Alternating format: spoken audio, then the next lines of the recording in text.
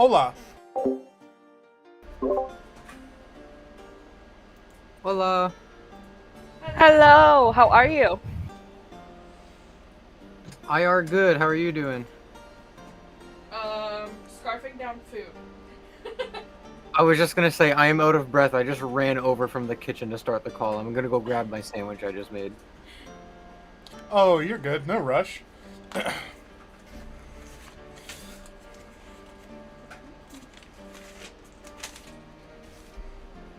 Holy bacon.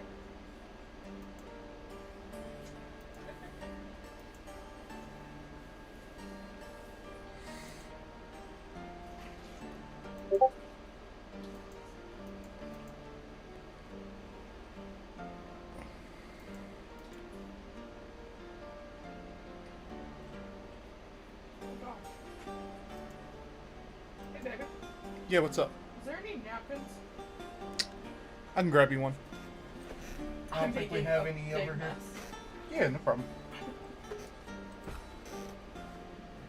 Could you also make one of the ones I wanted? Look at this.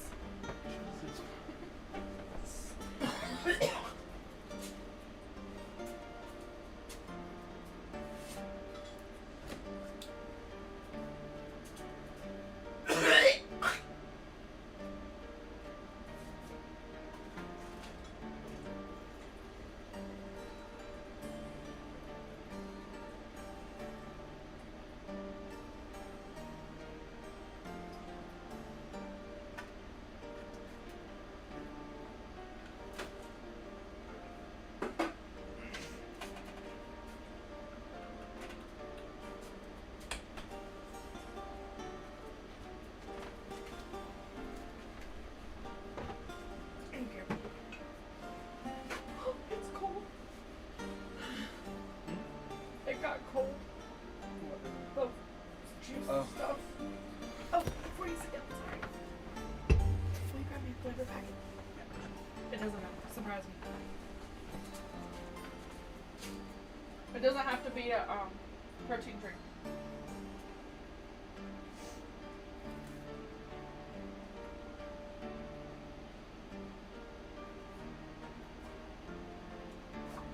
It smells like a campfire outside, and I want s'mores. Yum. That sounds so good.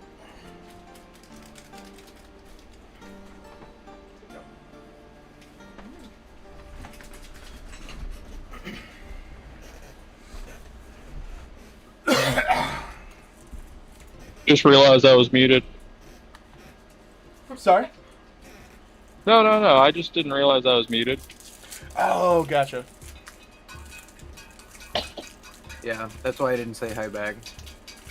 Yeah, I actually did say hi back to everybody, but I was muted.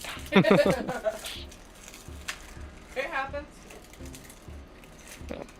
So I have a little packet of Smarties, and I just opened it, and one of them dropped and rolled across, all the way across the length of my keyboard. That's I already ate it. Sorry.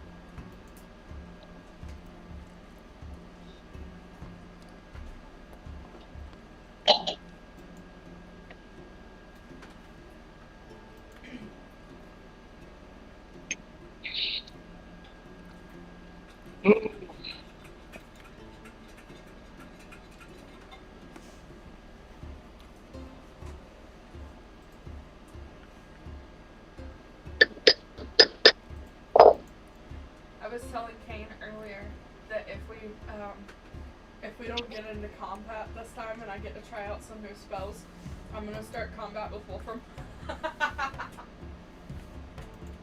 All right, we can duel. So I'll just duel with Wolfram. Yeah, so we'll have a little bit of training. I think Wolfram would definitely be up for that. If Reyna is concerned about using a spell in combat and wants to practice it, Wolfram would definitely be up for helping because he needs more proficiency in combating mages. So That's awesome. I love it. pesky magic users, you got to know how to fight them. Yes, you do. We're all just peacefully traveling down the road, and Reyna's just like, "Hold on, stop the cart, Wolfram. I want to beat the shit out of you." Yeah, we're just like, well, we'll do it on lunch break when we set camp. We stop, we're eating some lunch, and then after lunch we'll have some we'll call it light activity. Yes. Calisthenics. Hmm.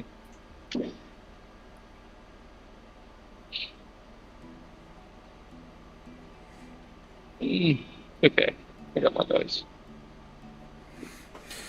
I need to pull out probably another set or two. Ah! Sorry to scream in your ear like that. I opened my dice chest and several of them just kind of decided they were going to jump off.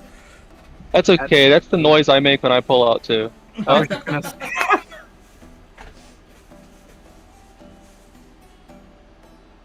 I'm sorry. That was terribly inappropriate.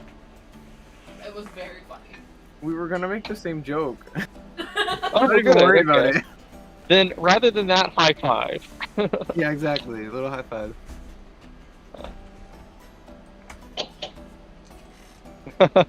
Sorry I interrupted you making the joke. No, you're all good. You said it better than I would have. You flatter me. Oh, that's a D10. That would have felt nice to step on. I will accept no less than a kiss on the cheek. God, I saw some... better than a D4. Oh, sorry. No, I saw a TikTok that made me think of that. Where it said any male third shift workers, when somebody overhears them and thinks that no one can hear them, and it was that voice clip of the dude going, "Come here and kiss me on my hot mouth. I'm feeling romantical." Yeah, you lose a little bit of sanity working on second and third. Or in my case, second and third. Yeah. Hmm.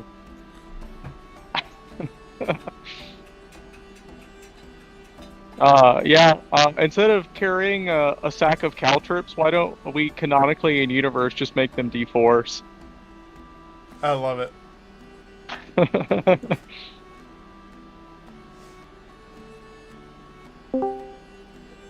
Hola. No. Hola.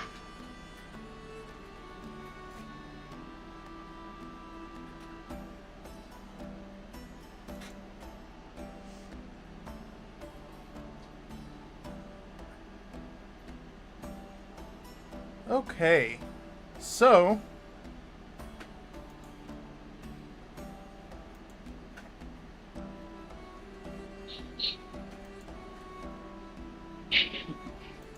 last time, the group dealt with some basilisks in a cave, very tactfully making their way around with lots of distractions through magical illusion and such. Misdirect and run. And after avoiding what could have been a very, very tragic end to the campaign, our heroes arrived in Baylor, and upon arriving, did some minor investigation, found that not a whole lot goes on in this town, and were directed to, other than fishing, all they do is fish. Uh, and we're directed to Bess, the contact that Sibo John's. Fuck me, I cannot talk. Sibo Johansson had sent the party to contact because in his mind he thought maybe her being, you know, someone who studies the culture of the past and being in the, you know, in the area of where you guys were headed to, not directly but, you know, somewhat nearby, she may be able to help you out. Unfortunately, she didn't have a whole lot of information, but you did stumble across a lot of symbols and such that you've been seeing a lot more recently, having to do with whatever this hunger, the corruption, whatever it is. You know, it's kind of a nebulous concept thing, but relating to it. Reyna, I believe. Do you remember what kind of check you made? I remember I made you make a wisdom save.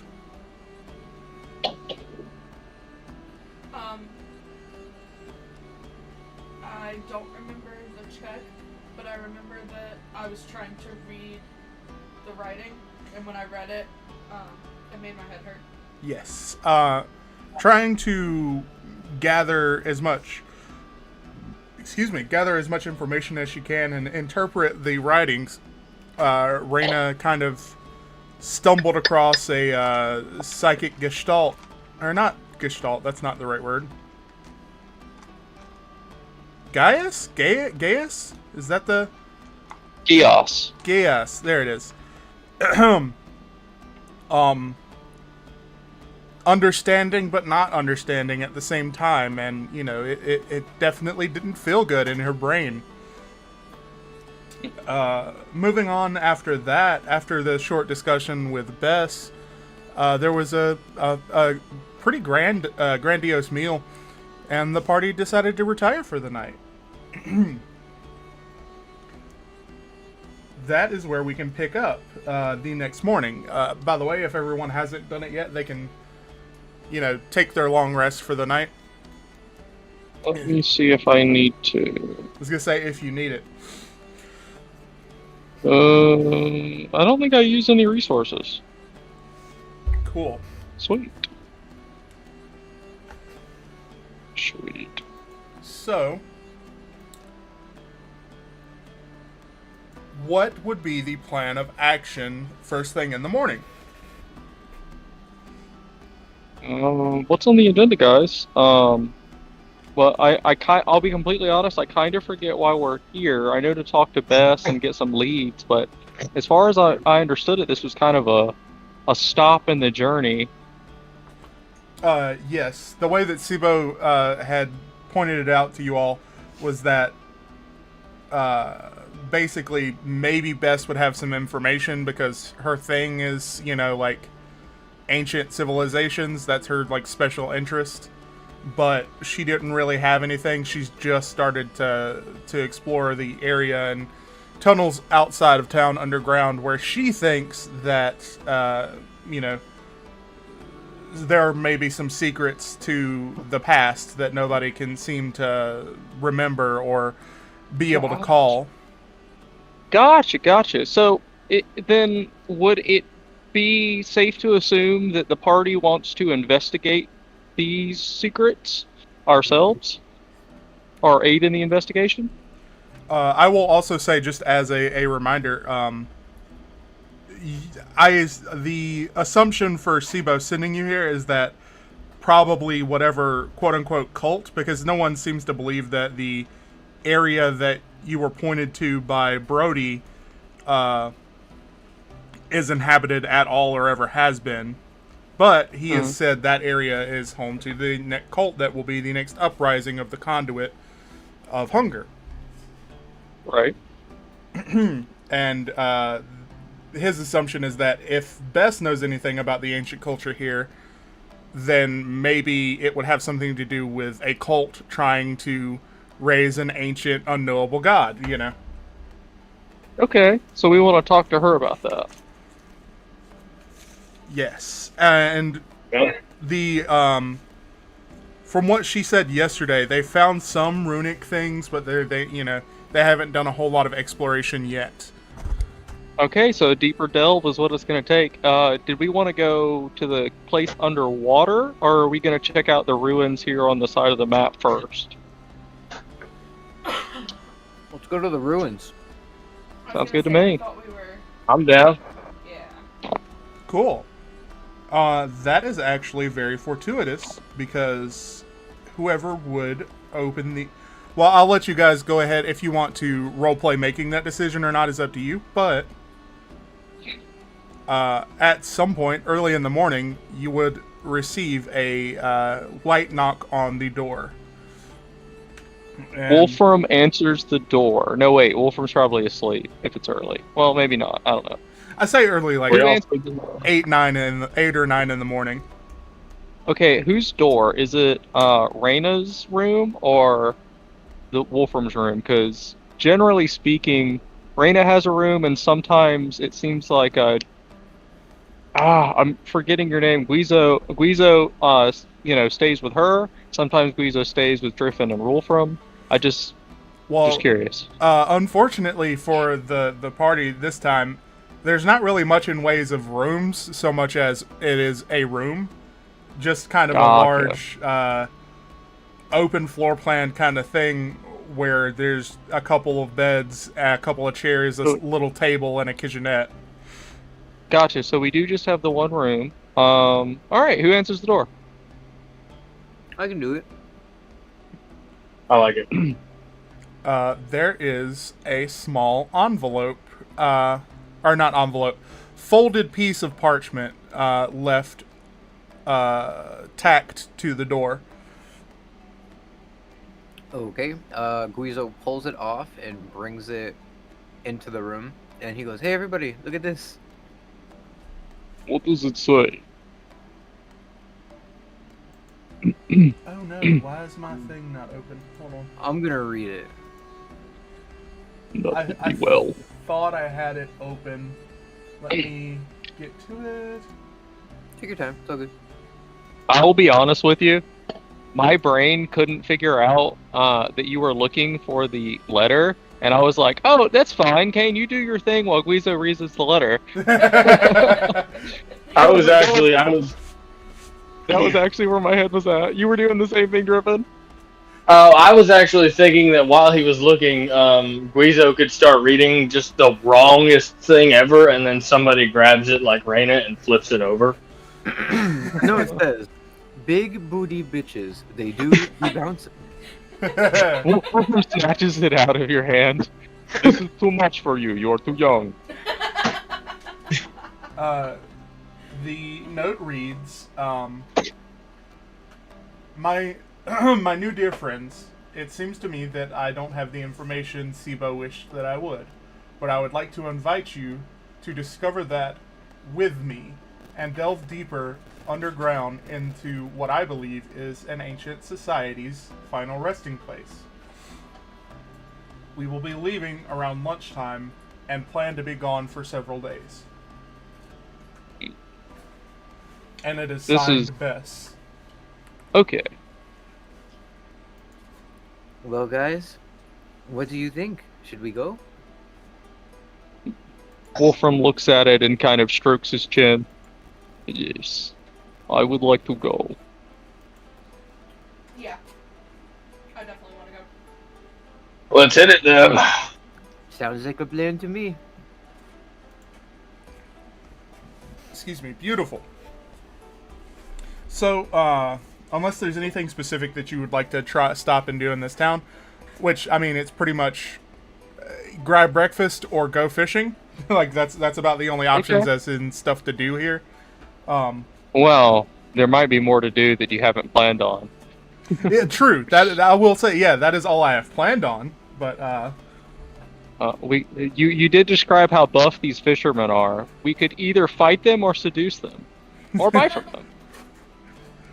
Griffin can run a charisma game. I love it. I want to make sure that Eeyore is properly stabled if we're going to be gone for a couple of days. somebody is, feeding him and that our things Yeah. are, blocked away somewhere where people can't get at them. So I guess in the room, but Yeah, that's easily doable. I don't think that requires any checks or anything.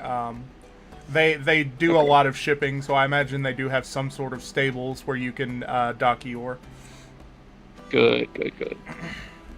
All right. Yeah, sounds good to me. I'll make sure we're loaded up on provisions, and maybe, unless if you guys want to do anything else, we can meet up at the thing. How about we just say that like we arrive later on, because I think she said it was like later on in the day, and so that way we all have time to do our things that we need to do. Sounds good to me. And I'll take care of provisions and everything, so that'll just, you guys won't have to worry about that, and you can go do your creative thing. Whether that's hitting on fishermen or, cooking at the inn or whatever you guys are doing. I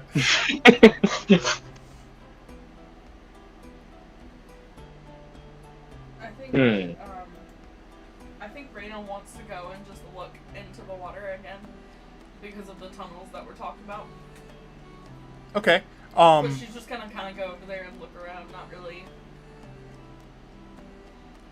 go into it or anything, but just kind of look at it, see if she can see anything. So, are you like casually inspecting, or is your intention to actually like look around, make notes? Basically, I'm asking: is this like a glance, or are you investigating? So, is it a difference between perception and investigation? Is it active or passive?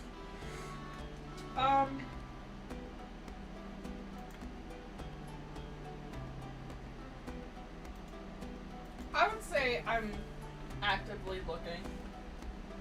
Cool. So go ahead and make a investigation check for me.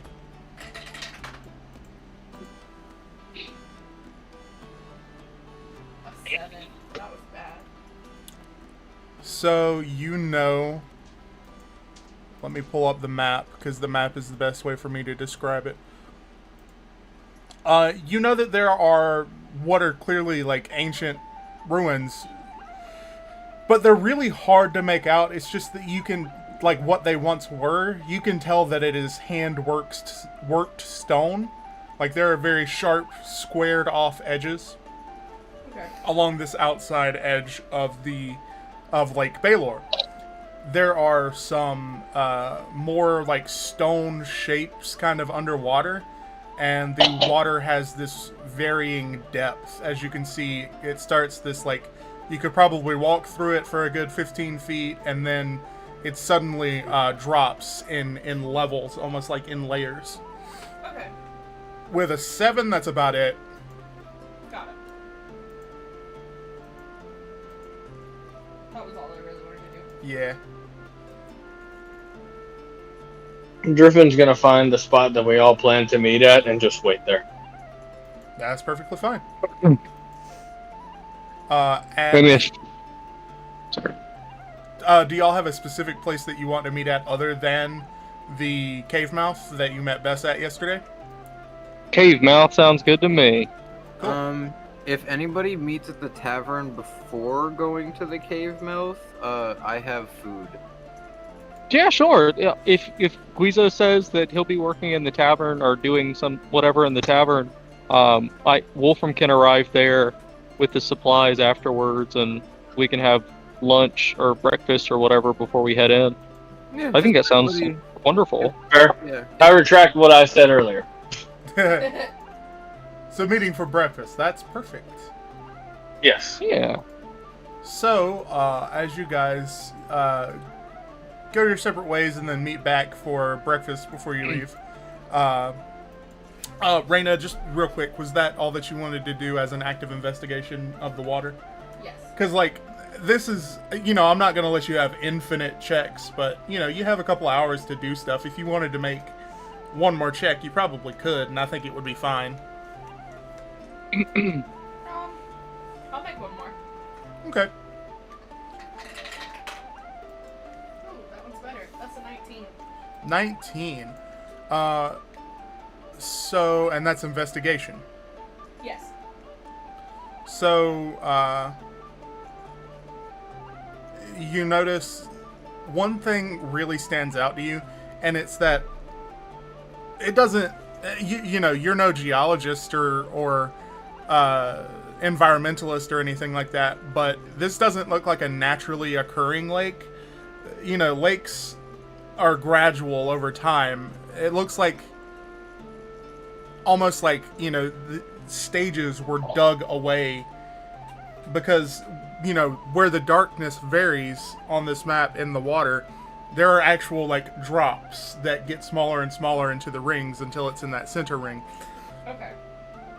And deep underwater along this line here, that surrounds not the very center, but the line around the center that has this kind of opening, that you do make out the shadowy kind of alcoves of caves, a couple, and you think you might be able to even see some way far deeper. Okay. So what you're getting is that basically it doesn't. You don't think that this was naturally occurring. If it was some sort of disastrous event that created this lake. Also, this area, whether it was during the lake's existence or not, was clearly inhabited by some society that was able to, you know, mass manufacture chiseled stone, whether that be by hand or simple machines, you know, whatever. Okay. Well, if we end up wanting to check that out, I think at one point Wolfram claimed to be able to hold his breath for like 10 minutes. I think Wolfram actually can do some shit like that, right? We'll find out, yeah. Wolfram claims to be able to hold his breath for at least 10 minutes. I could have Misfit in sea turtle form and have him drag you out if need be. That's true. Okay, so I felt like I'd go meet everybody at breakfast. The reason I bring up the holding the breath is because I feel like it's kind of hilariously mundane to everybody else. Is like, I can magically transform myself. I can turn my animal companion into a sea creature. And then Wolfram just kind of puts a hand up and says, well, I can hold my breath for at least 10 minutes. Which is not even all that crazy impressive. Like, it's impressive, but it's not, like, crazy impressive. Yeah. So, Guiza, why don't you go ahead and make your intention here is to help out with the food and such here, right? Yep. Production of breakfast. We can go one of two ways with this. We can go survival and use that as the traditional, like, I'm making a meal. Or you can add some flair to it, and I would allow performance as a kind of Benihana, you know, hibachi style thing going on. There is also proficiency in tools, I believe. Yo, that's a dirty 20. There you go. Beautiful. Whatever it is, he succeeds. I do have cook's utensils as well. Oh, beautiful, beautiful. Lets me add my proficiency bonus to any ability check I make using the tools. Yeah. Yeah, and typically the DM determines what he thinks the ability score would be. Like, it could be wisdom or dexterity or whatever. Yeah, I think that applies for this. So you got a dirty 20, and then that would be without your proficiency, right? So that would be a 23 total with proficiency. Hoo-wee. 23 total, plus whatever ability score you think would be applicable. The eggs are so fluffy and perfectly salted, you guys. You have no idea.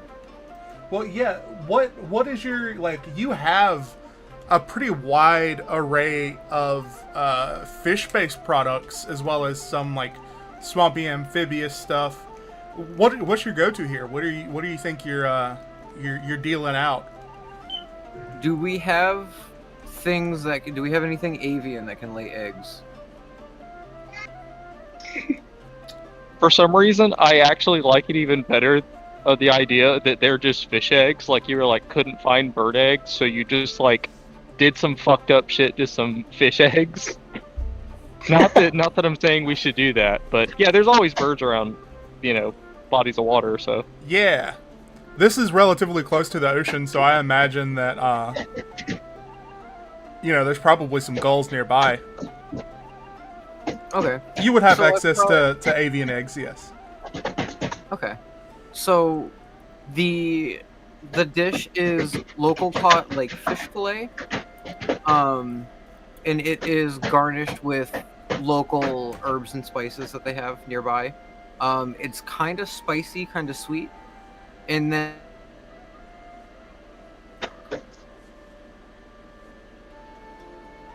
just a little bit of pepper, not too much.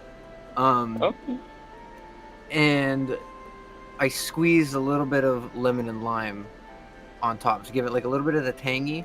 It's not gonna mix too bad with the spice. And then when you want your veggies and your fruits, I got some local fruit. But we got apples, pears, and then I don't know, just the cucumbers.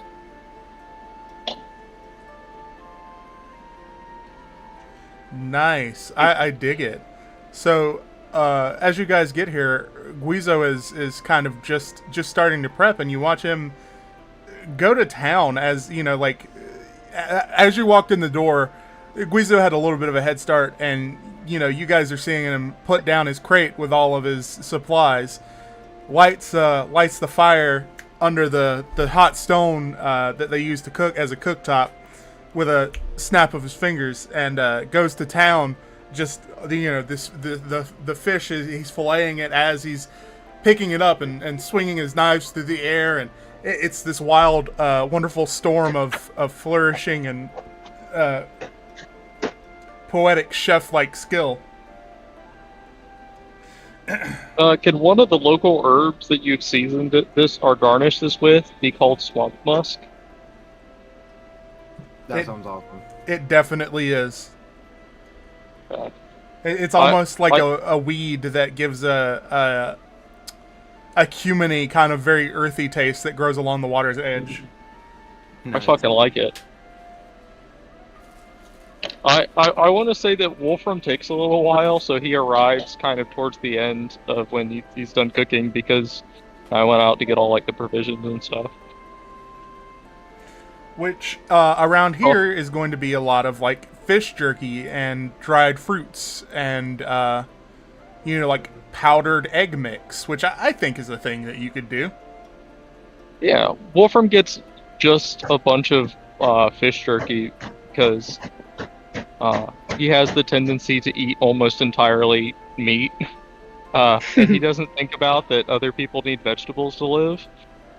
So that's probably kind of the direction it goes. So I think we can do this in this way. How many days worth of rations are you looking to procure by getting this fish jerky?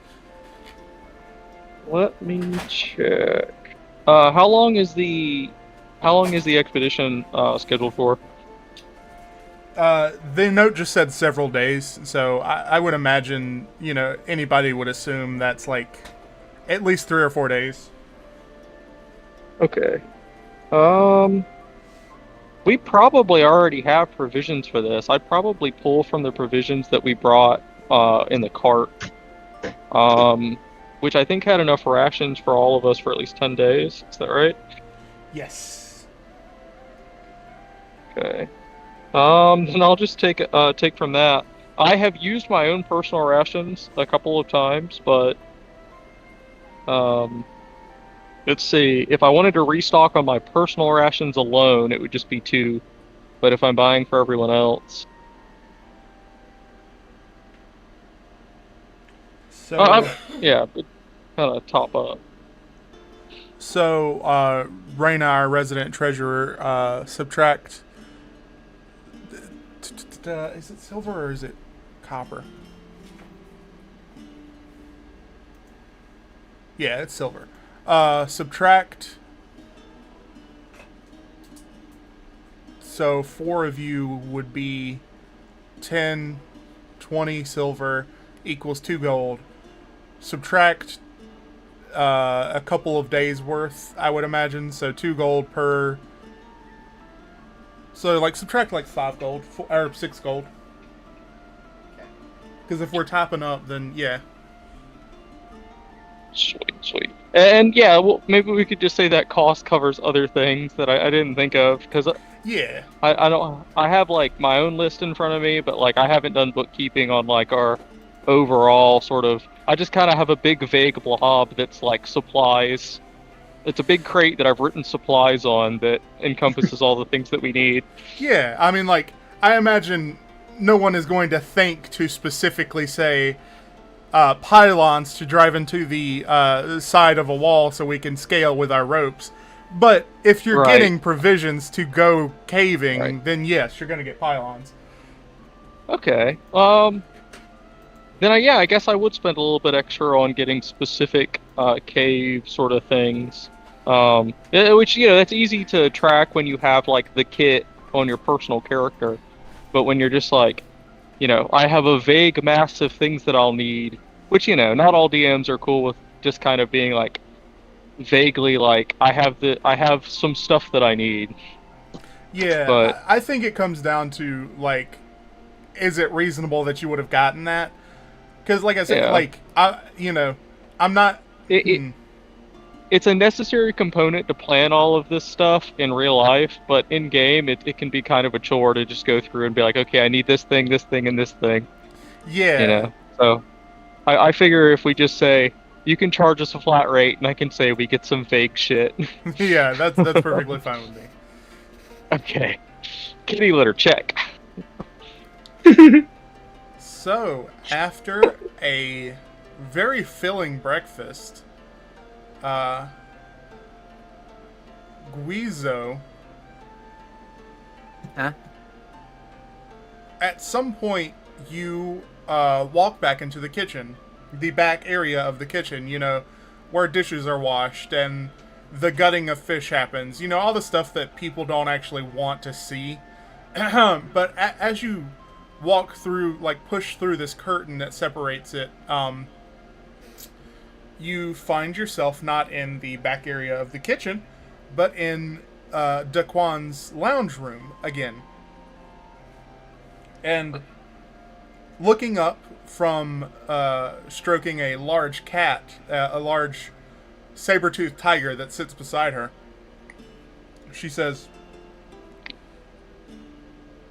"Our bargain is going well for you then."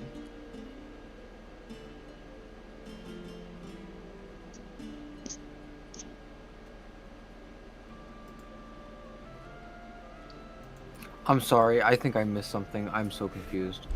Guizo, as you walk back into the kitchen at some point during the preparation of the meal. Yep, I got that going through the curtain. Yes.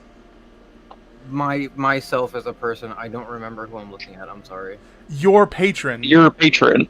By the way, Oh. lore-wise, I have a question that I just want to inquire about. Yeah. It would appear that his patron is a fire djinn and a Afridi. Is that correct? Yes. Yes.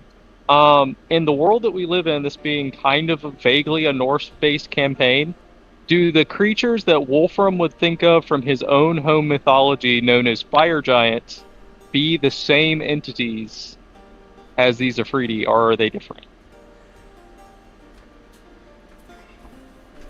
Because like Norse mythology has like realms for like the frost giants Yeah. and the fire giants and the stuff like that. What in your world are the Afridi?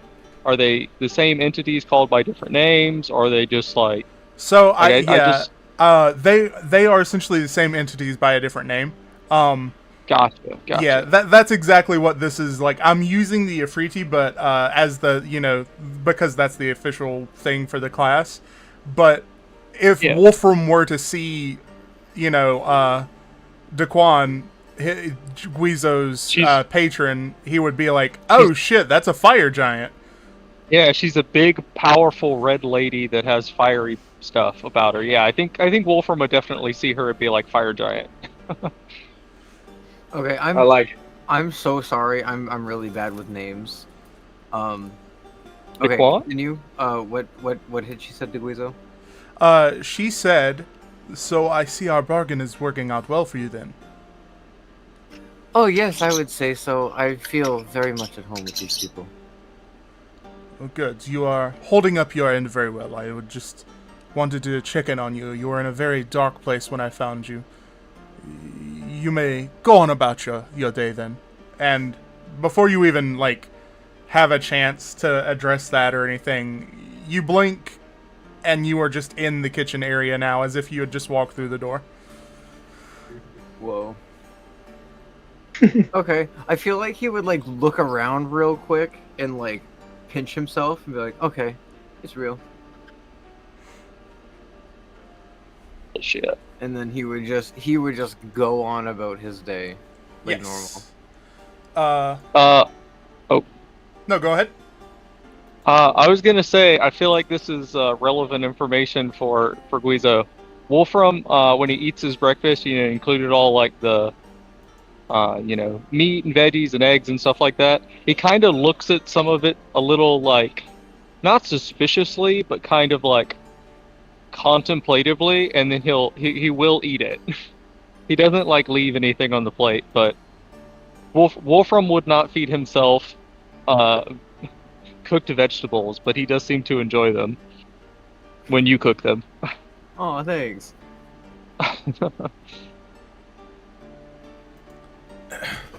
So, after a very charming, entertaining performance with breakfast, the party can gather at the cave mouth to meet with Bess before the expedition actually starts. And as you do approach, you notice some of the magical, like, crystals that were lighting the area and such have been moved fully inside. There are no longer any crates outside the cave mouth. It seems like operations are starting to kick into effect.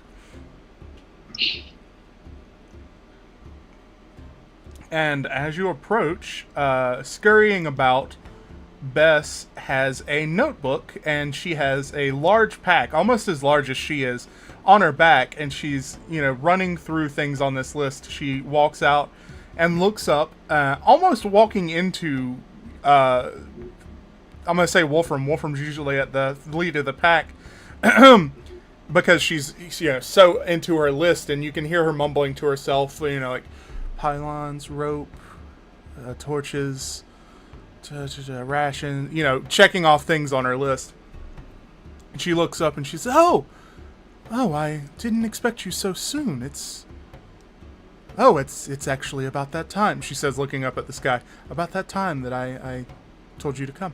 Wow, time is really getting away from me. So I take it you all are all interested in joining me on my campaign then? Nods. Looks to Reyna. Yes, we are, Bess. Wonderful. I'm so excited to have your expertise, Reyna, as someone who is also a person who delves into the past very deeply with your archaeology and your runic expertise. Oh, I'm so excited. We can begin whenever you would like. Elizabeth, and I forget the other one's name. I'm just gonna rename her if I don't use the same name.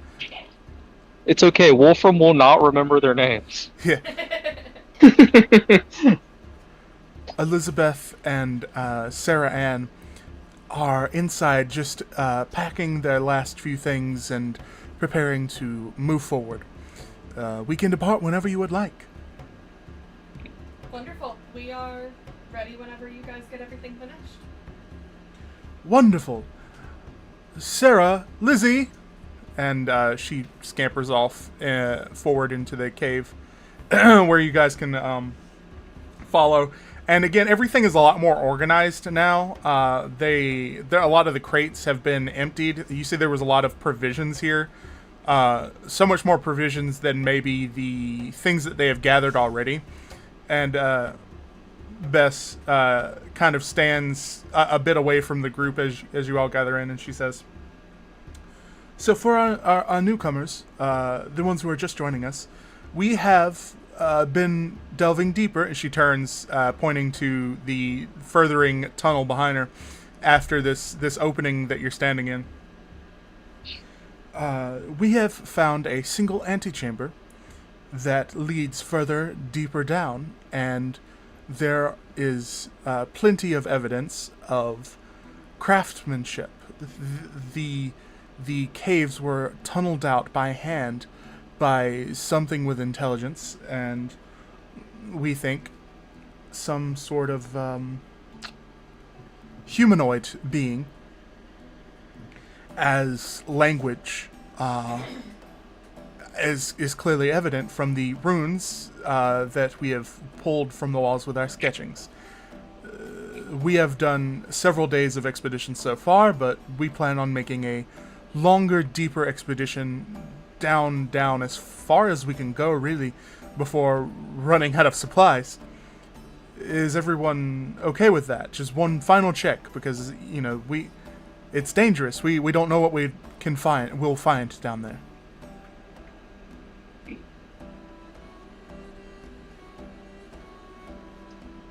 I think we're ready. Hey, we will be well. "Wonderful. Off with me, then." And she holds up this kind of Y-shaped rod that is probably about a foot long, and at the crux of the Y shape, the split, there is fastened in one of these crystals that emits light. And whispering some words, it emits light as she begins to wander on down into these tunnels.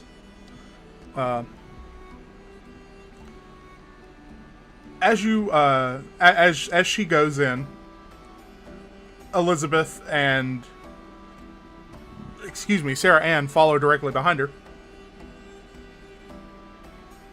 And as you can see along these walls, sorry, I am really gassy today and I'm burping like crazy for some reason.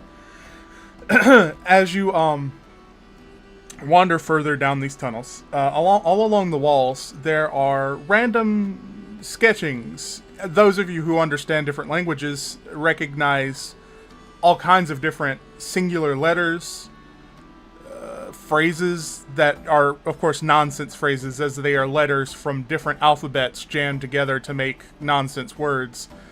And as you go further and further, it becomes more apparent. Less a symbol here, a symbol there, an occasional word, more almost becoming writing on the walls almost completely, to the point where it becomes less of a cave, a tunnel, and more, chiseled stone. It becomes ancient, ruinous, but chiseled stone, cobblestone under your feet, and all along the walls, squared off bricks of stone, and more neatly and deftly inscribed into the stones, rather than just kind of everywhere, are more of these symbols, and they begin to be more and more coherent. Driffin, you are picking up on a lot of Primordial. Anyone who does speak Primordial is picking up on a lot more Primordial. Heck yeah. But it's still mostly nonsense. Like, there's got to be some kind of ancient cipher going on here. But it's following the same patterns that you all have seen in your adventures so far. Before long, you reach a large room that it feels almost like an auditorium. There's it's rectangular, and it kind of deepens and deepens and deepens in layers, almost like places to sit or stand, with a raised podium at the center of the room, assumingly for a speaker. in this room, there are ruins of life, old, worn scraps of chairs that are just piles of decaying wood now, scraps of paper and cloth, signs of life from at least hundreds of years ago, probably thousands. And as you guys enter, Bess waves her hand and speaks whispers another command word, and several of these crystals that have been placed all around the room light up. And she turns to you as a party and says, "This is where we found our original scribings. We have barely scratched the surface here." As you look around, you don't really notice a whole lot of the writing, but on the center podium that is raised at the very bottom of the room, the lowest part of the room, it's almost alive with, well, I say alive, I don't mean moving. It's numbing to look at, and inscribed with all of these symbols and letters of nonsense language that just, like I said, it hurts your eyes to look at. It's so tightly scrawled and inscribed. There's so much on this center podium. And Beth says, "We've managed to get the entirety of that one shortest side down. It seems to mirror the longest sides, and the shorter sides seem to mirror themselves. So in the future we look to scribe down the longest sides, but we planned on not wasting any energy on it until we could decipher them fully. As you know, we have yet to do that." Would I be able to use Eye of the Runekeeper? Yes. And, you are able to understand a lot of it, but it's a lot of stuff that's like talking about stuff that you have no context for. Like, imagine that, you as an English person, American English person, who has no knowledge of, let's say, no knowledge of how to raise a tiger in captivity, and someone begins explaining to you in broken English how to raise a tiger in captivity. It's not, perfect. You can kind of understand what's going on, but it's very hard to decipher it. It kind of hurts your head to look at it. From what you can see, there's a lot of talking about risen true power. And it's just kind of the same phrases over and over again, speaking about this, like, something true and unknowable coming to release the world of its earthly burdens and pains. Colty. Sweet. He is going to explain that to the whole party.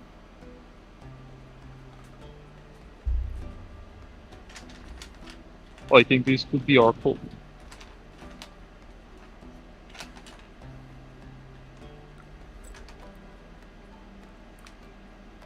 Well,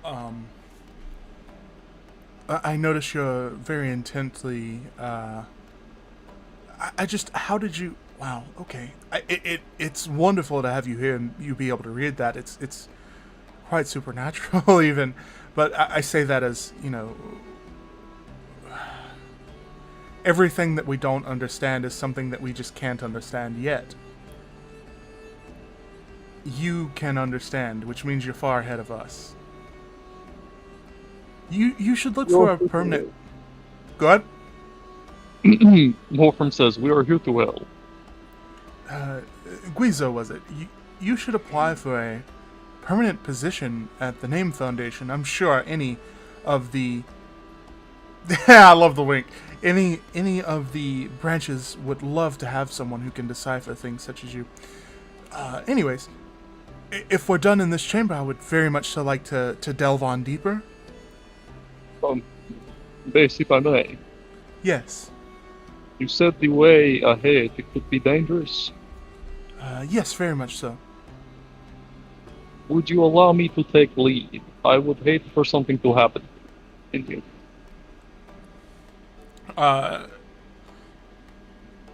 She smiles at you and says, I would very much appreciate that. That's wonderful of you. We don't usually Guide the have... way.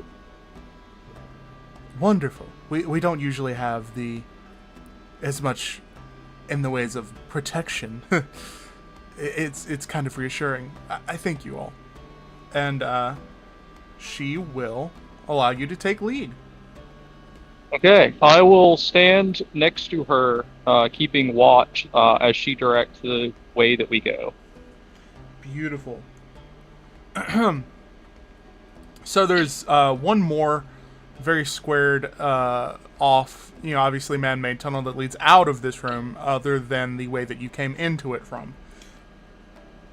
She directs you down towards that as you go down these steps and back up the other side.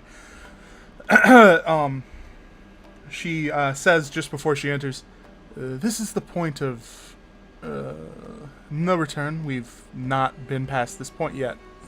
As I've made clear, this might be dangerous. We don't know what's going on, but let's go. And she begins to lead the way. Okay. As you travel, the ancient kind of ruinous state of the clearly humanoid, man-made, like chiseled out, carved stone becomes less and less ruinous and more clean, very upheld, almost seeming like it hasn't aged quite as hard as the more opening tunnels. As you go, you find rooms, small rooms, nothing huge. It seems to be like bedrooms, maybe living quarters, kitchens. And then almost suddenly, like a clear line has been drawn, you stumble across a furthering in the path that leads to a couple of different directions. Where, like, basically there's branching paths, several of them, and you need to choose a way to go forward. But a few feet before these paths actually branch, it becomes almost brand new. Like, if you didn't know any better, and a solid line of division, these ancient ruinous hand-carved stones become new, fresh, very well maintained.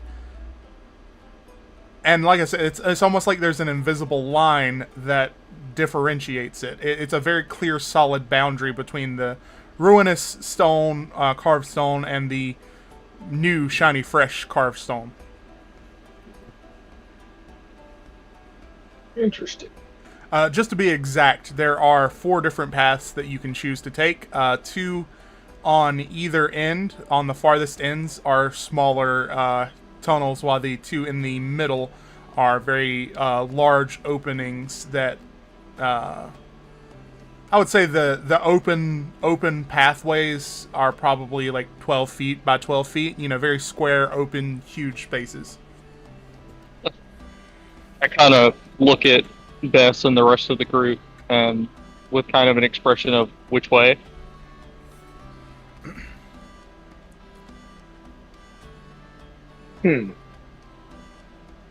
Bess will say, I would assume the smaller tunnels will lead to more housing, living areas, whereas the larger ones will lead to more communal areas.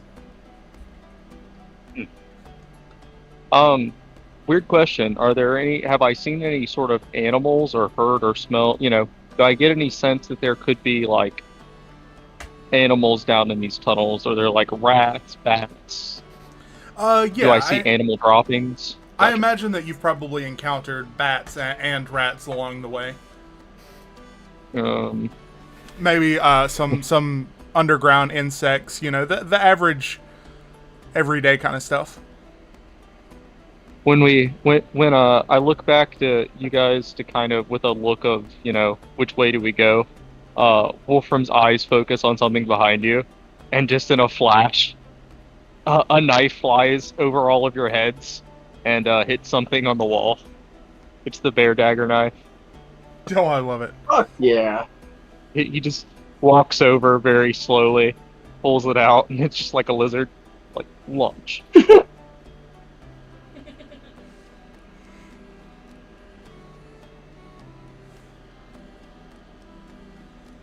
I can roll for it if you don't want to just let me use it, but I'm using my character's background to collect food for the party. Yeah, no, that's perfectly fine. I think that's fair. That's a simple enough thing to do, especially with your ability to do it.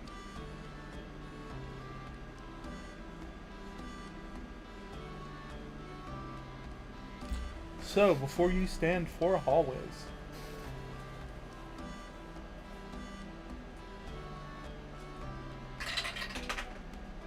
So This is the first one. The first one is a smaller one to the far left. Bess has said that will probably lead to housing homes, and yeah. I'm thinking maybe one of the larger ones to go to the communal areas first. Is there any sort of markings near that may identify each tunnel's direction, I guess? There, Sort of navigational markings, I guess. yes, above the two largest openings in the center, above the leftmost one is the word in primordial, fully in primordial, carved into the header above this doorway, stock, and on the right is the word square. The two smallest ones on either end have no labeling. So, if I can read that, then Guizo can read that.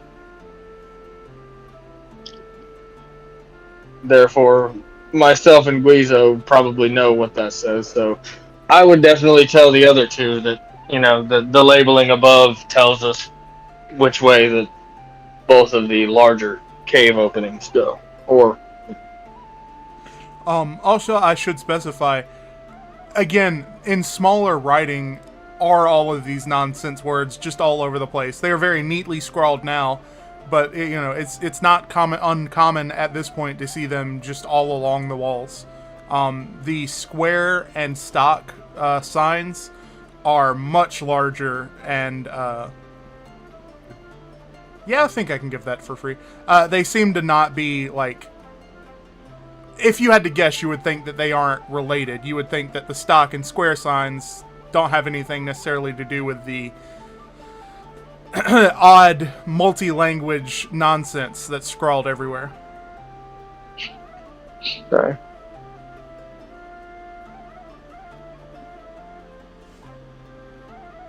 And then which one should we go through?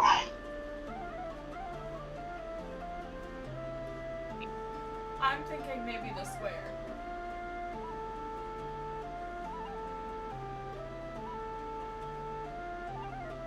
Objections? they seem well to me. Beautiful. I love when you make the right choice. Well, we do as well.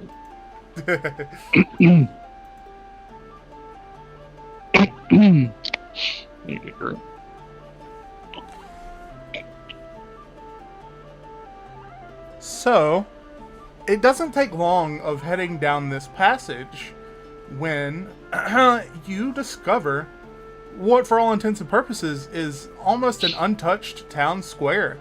There are several stalls all over the place. It's very dark in here. There isn't much natural light at all. There is some almost like a starry sky spotted moss along the ceiling. glowing moss. Excuse me. As well as a few. What are they called? Stalagmites, because M means that they come up from the ground. Yeah. Growing all along, or I say growing, formed in several different places in the square. Oh, they grow all right. Yeah.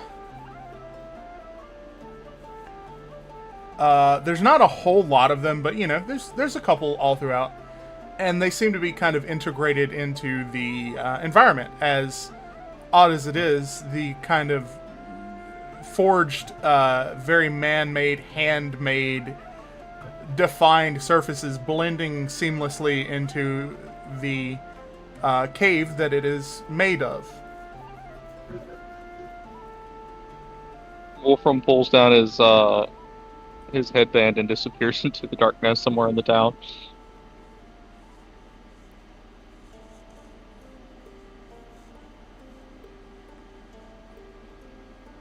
There's no follow-up to that. He's just like looking for. We're just gonna call it a hunting gathering.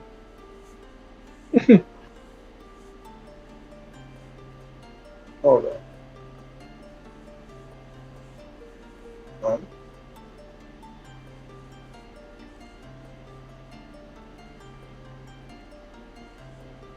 Anything we should really be looking at or toward?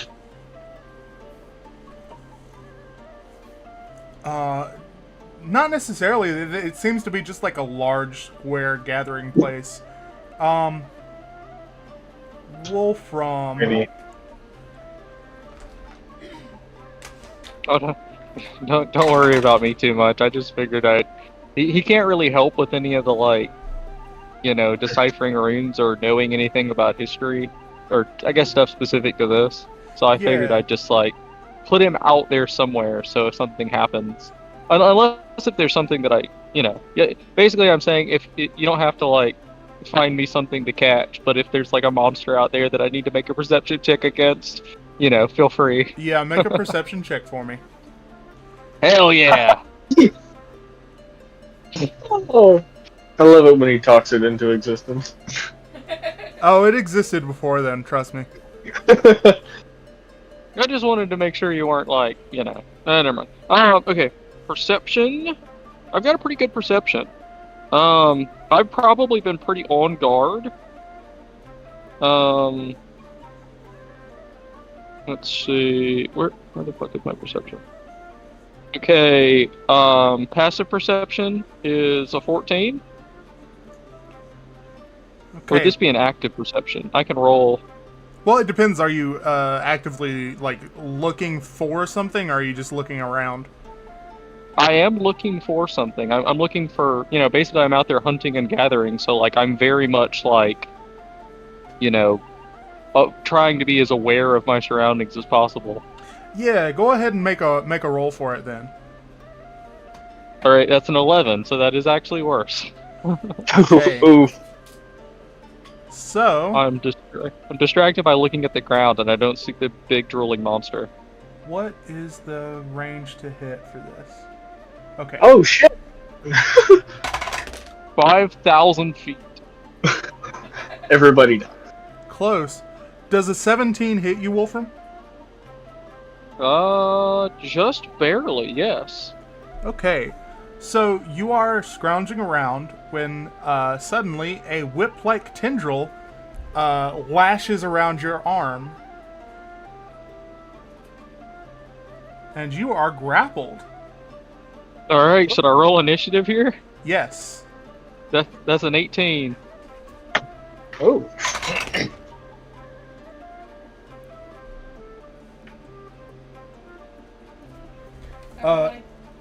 Yeah, I imagine Wolfram hasn't gotten super far, and you can probably see Wolfram get fucking... No, there's no way they see me. I said I'd disappear into the darkness. Well, I guess they have dark vision. Yeah. Let's see. Plus, what kind of ambush predator would attack me when I'm so close to all the others that That they is... can see This me? is Yeah, that that's is... a very true point.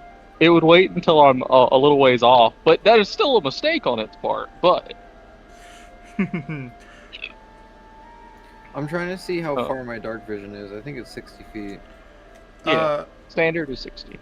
I am going to say that Wolfram is out of range because it is an ambush predator, and you know. Okay. Just barely, but you could probably hear noises.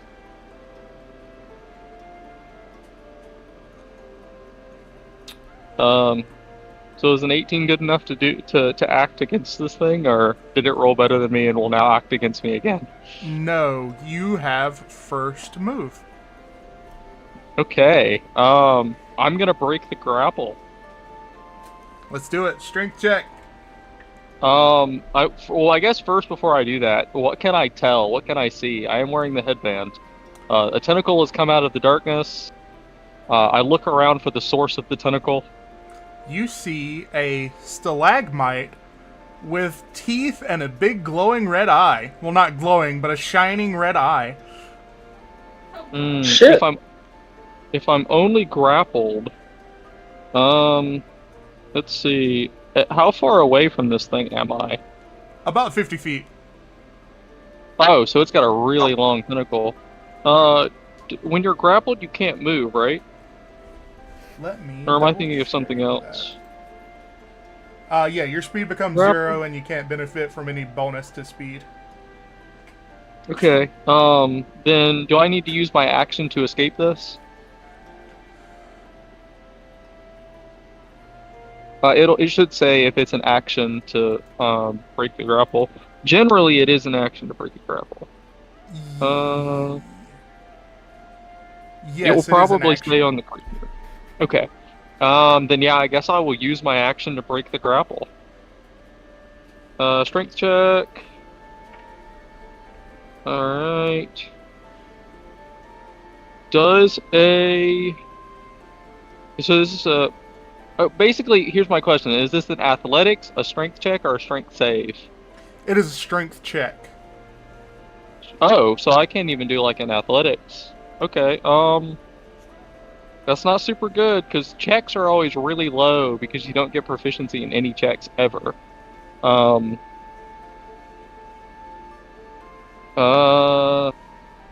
That's an 11, because I don't have proficiency. You don't quite manage to succeed. Wolfram is surprised by this. Strength check. That's rare. I'm very surprised to see that. I guess it makes sense if it's like a creature that grapples you with like tentacles, though. Yeah. You feel yourself. Yeah, you feel yourself being pulled forward against your will, and you are slid 25 feet closer to this thing as it... well, I assume that was your turn. Do you want to do anything else on that turn? I can't do anything else. I could do one thing, but I'm not gonna do that right now. So I will just allow myself to be pulled because I want to get closer to this thing, and it's pulling me closer to it. So sounds good to me. It will also do some attacks. Okay. That was a lot of dice. Yikes. Does a 10 hit? Nope. Okay. Does a 26 hit? Just barely. Well, yeah, that one hits. And a 17 hit last turn. So, Yes. Did I take any damage when it grappled me earlier? no, actually. Okay. Oddly enough, the way this thing works is its tendrils try to grab you, and now that it has 2 tendrils on you, you will have disadvantage on your saving throws, strength checks and strength saving throws. Oh. Nope, That's I not fucked up. good. I fucked up. That is the wrong thing. It pulls you 25 feet towards you, or towards it, and that is all it manages to do before it's your turn again. It can't attack me? Not from this distance. Okay. Hey, that works for me. Then I guess I'm gonna try to escape again.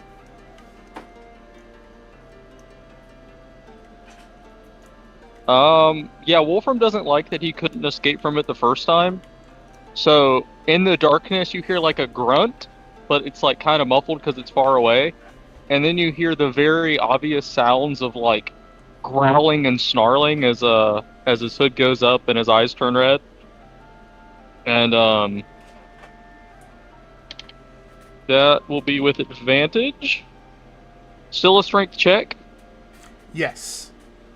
That's a 4 and a 7 plus my 3, so that's a 10 total. I will say you also have the option to attack the tentacle itself, just so you know.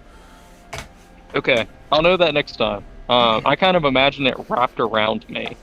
Yeah, what I was imagining is it whipped around your arm, around the bicep, and worked its way down down to your wrist, and it's like, pulling your arm. I see. Okay. Give me 1 second. Then should I, with that knowledge, if that, I didn't know that, should I change my action then? Give him just 1 second. We heard something outside. We were trying to make sure Biscuit wasn't out there. Okay. He's not out there, right? No, he's not. I know the front door's locked. I locked it when we came back, so. Cool. Alright, sorry about that. That just sounded like Biscuit was outside and we thought he was inside, so that scared the shit out of me. Is he inside? Yeah. Okay, good. Alright. So where were we? What's the deal? I don't have to make a strength check to get out of the grapple, I can just attack? You can attack the tendril, yes. Okay. Then I guess I'll just... can I change my turn then? Because I wasn't aware I could do that. Yeah, that is entirely my mistake. You are No. Then... yeah, I will... rather than raging, I think that would be kind of a waste if I can just attack it. Then I'm just gonna swing my... after it pulls me and, I'm being pulled towards this thing, I think I'm just gonna swing my sword out and try to sever the tendril.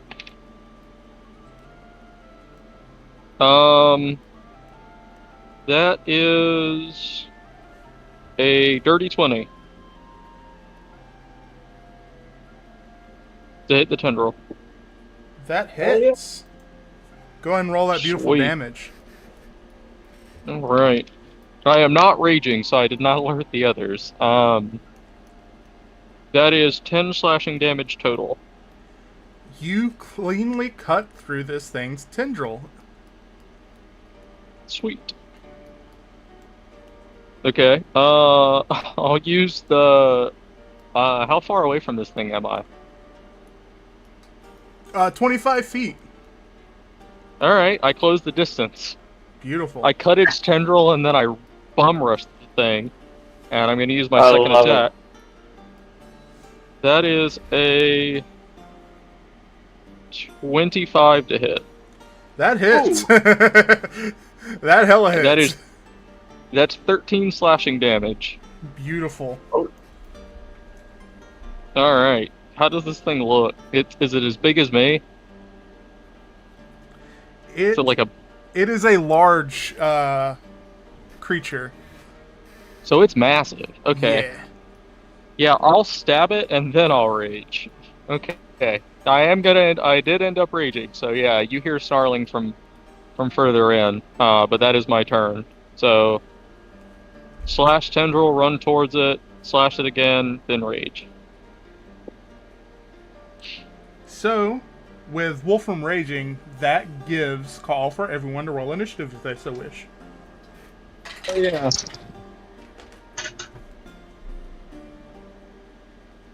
Let's get it. And Wolfram lets out a humanoid yell that kind of tonally shifts into snarling, and that's what alerts you guys.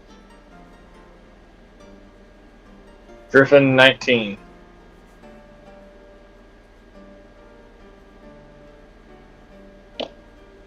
And Guizo, you had a 10? 12. Cool.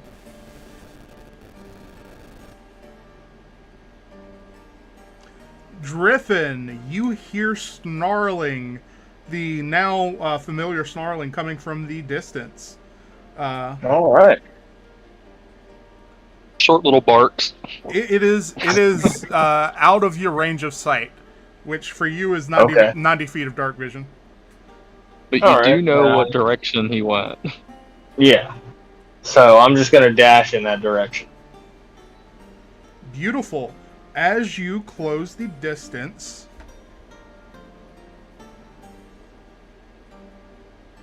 What's a dash for you? Is that 60 feet? Yes. Nice. as you close the distance, at your 60 feet, at another 45 feet past that 60 feet, you see Wolfram engaged with a stalagmite. Question mark? It's making wet, sloppy noises, and there's little tentacles waving around. Reyna, you are up. Nope, sorry. Wolfram, you're up.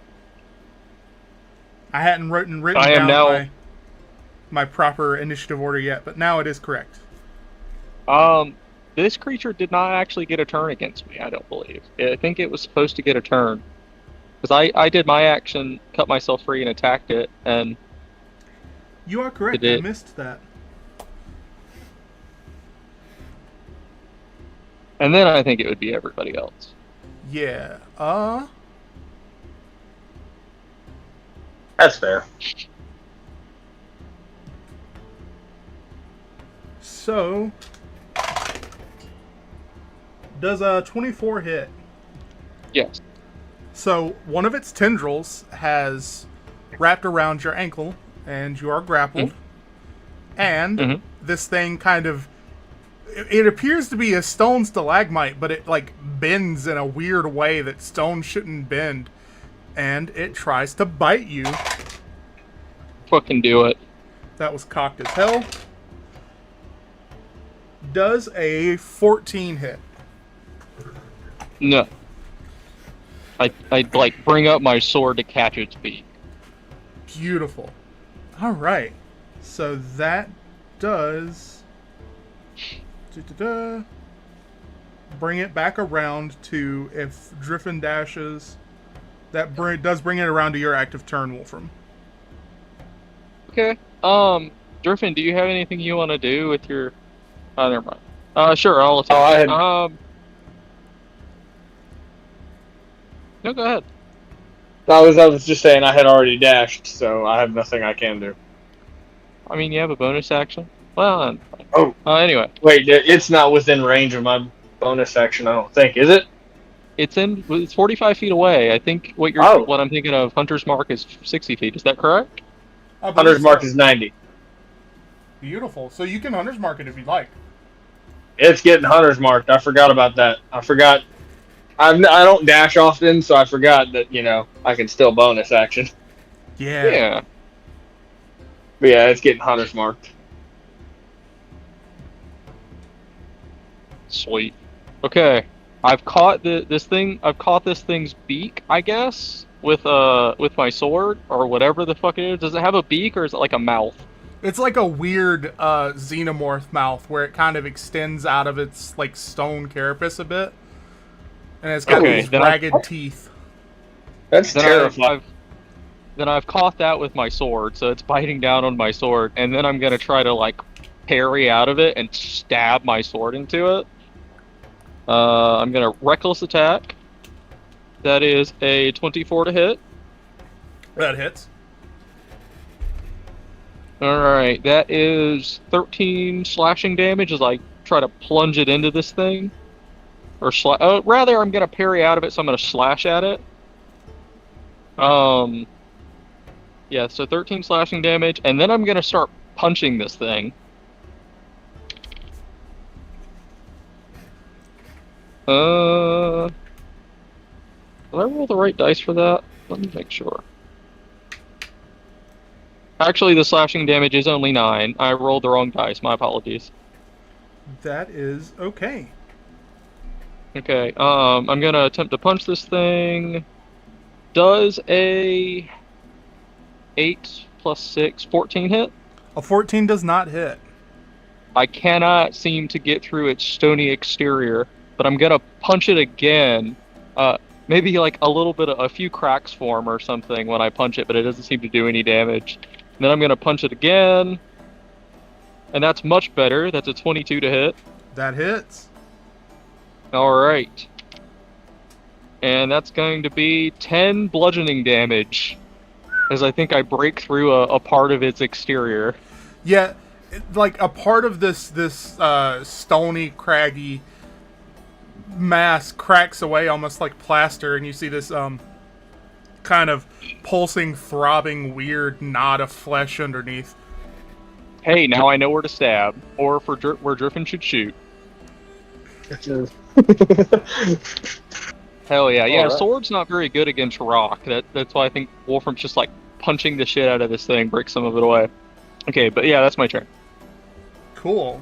Reyna, you are up. Okay.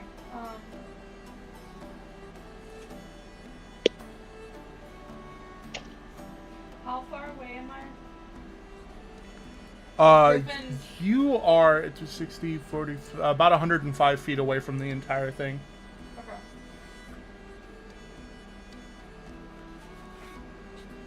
So.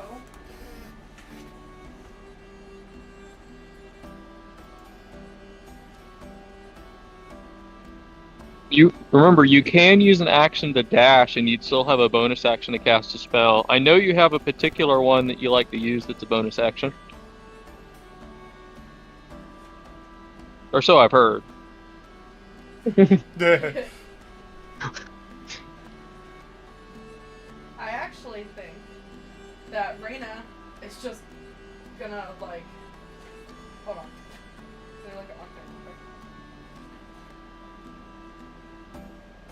quick. Yeah. Okay. So I think Reyna is just gonna cast Chaos Bolt. Oh, Okay, shit. but you do have to be able to see your target. Yeah. There's a rule called line of sight. I know it's fucking annoying. I think, doesn't Chaos Bolt have a range of 120 feet? Yes. It does. Okay. If there's anything that lights up the darkness, you'd definitely be able to do that. I mean, maybe Chaos Bolt could do it, but, you know, aiming it beforehand would be difficult. I mean, technically, if you think you know where it's at, can you cast? I know you can attack something with it you can't see, but I don't know if you can cast a spell at it, unless if it's a area of effect. Does it do a spell attack, Kindle? Like, are you targeting one thing for a spell attack? Yeah. Okay. I'll If just, it doesn't have, I'll just I was gonna say if dash it- and, let me double check so I'm making sure that I'm not telling you wrong, because I could be telling you wrong. I believe that's right. Hold on. Well, I will say, it doesn't say anywhere, you hurl an undulating, warbling mass of chaotic energy at one creature in range. It doesn't say you have to see it. Normally, spells, will say, That you must, You know- be able to have line of sight, or yeah, but if you think you know where it's at, theoretically, you could just, like, attack with disadvantage, but maybe you'd have to make some sort of check to see if you're even at, like, you can even, like, kind of gauge where it's at. I'll just dash and Okay. put Dragon's Breath on myself. Beautiful. Alright. Guizo. But yeah, I was wrong about that. Sorry, Reyna. You can attack. I thought that one also had line of sight. No, you're good. I did as well. That's why, like, I was checking line of sight and not the wording of the spell. I was like, well, surely line of sight is the thing to check here. Guizo, you are up.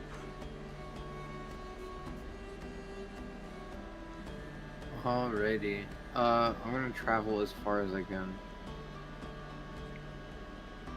Cool. With a dash, you can travel 60 feet. Do you get any extra bonus to speed from your flying? I think it's the same distance. Let me check. Yeah, Oh, and okay. it specifies that you can only use one or the other, so. Gotcha. Well, you always only have a certain amount of speed you can go. Yeah.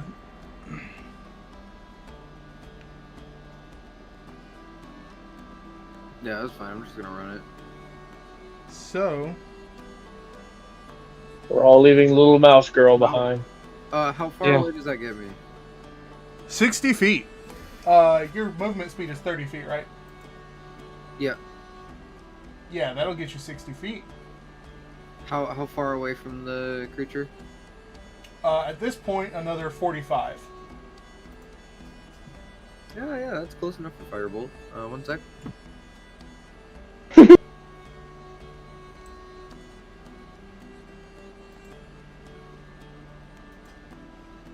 Nah, and 10 doesn't hit.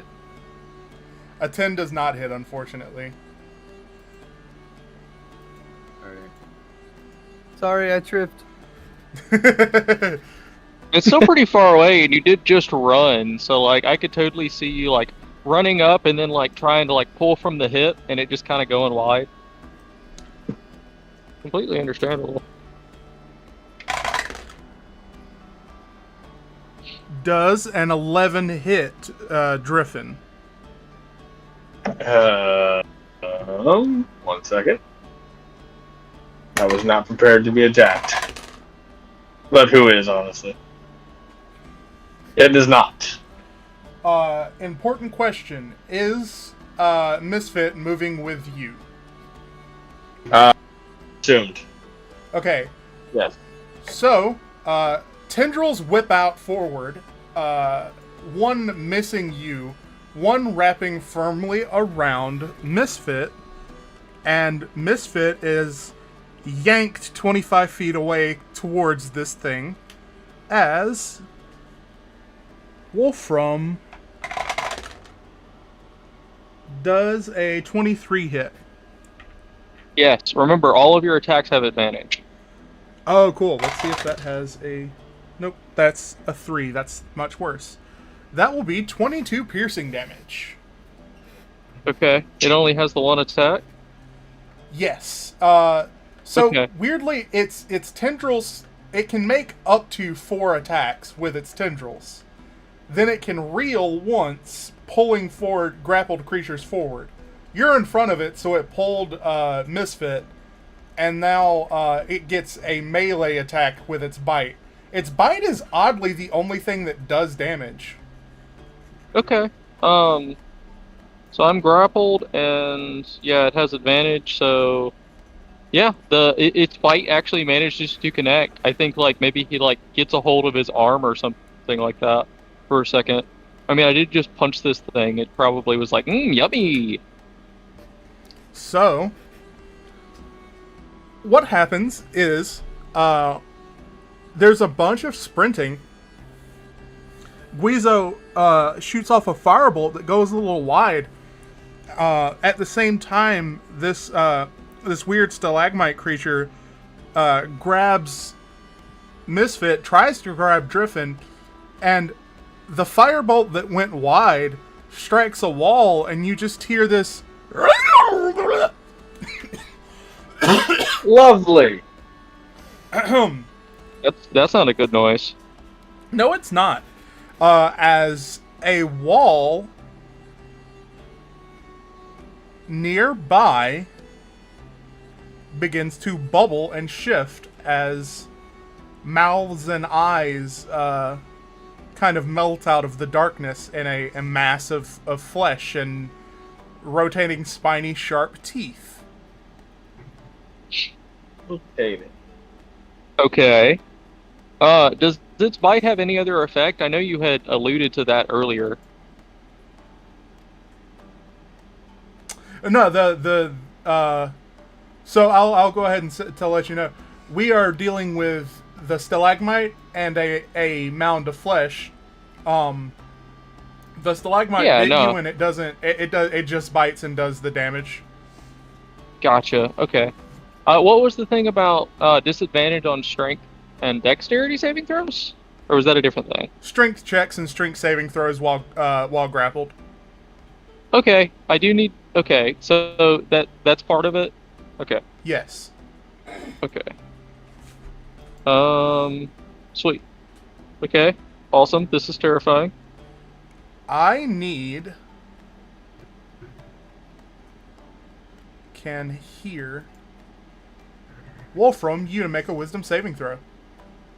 Wisdom? Oh, that's what I'm bad at.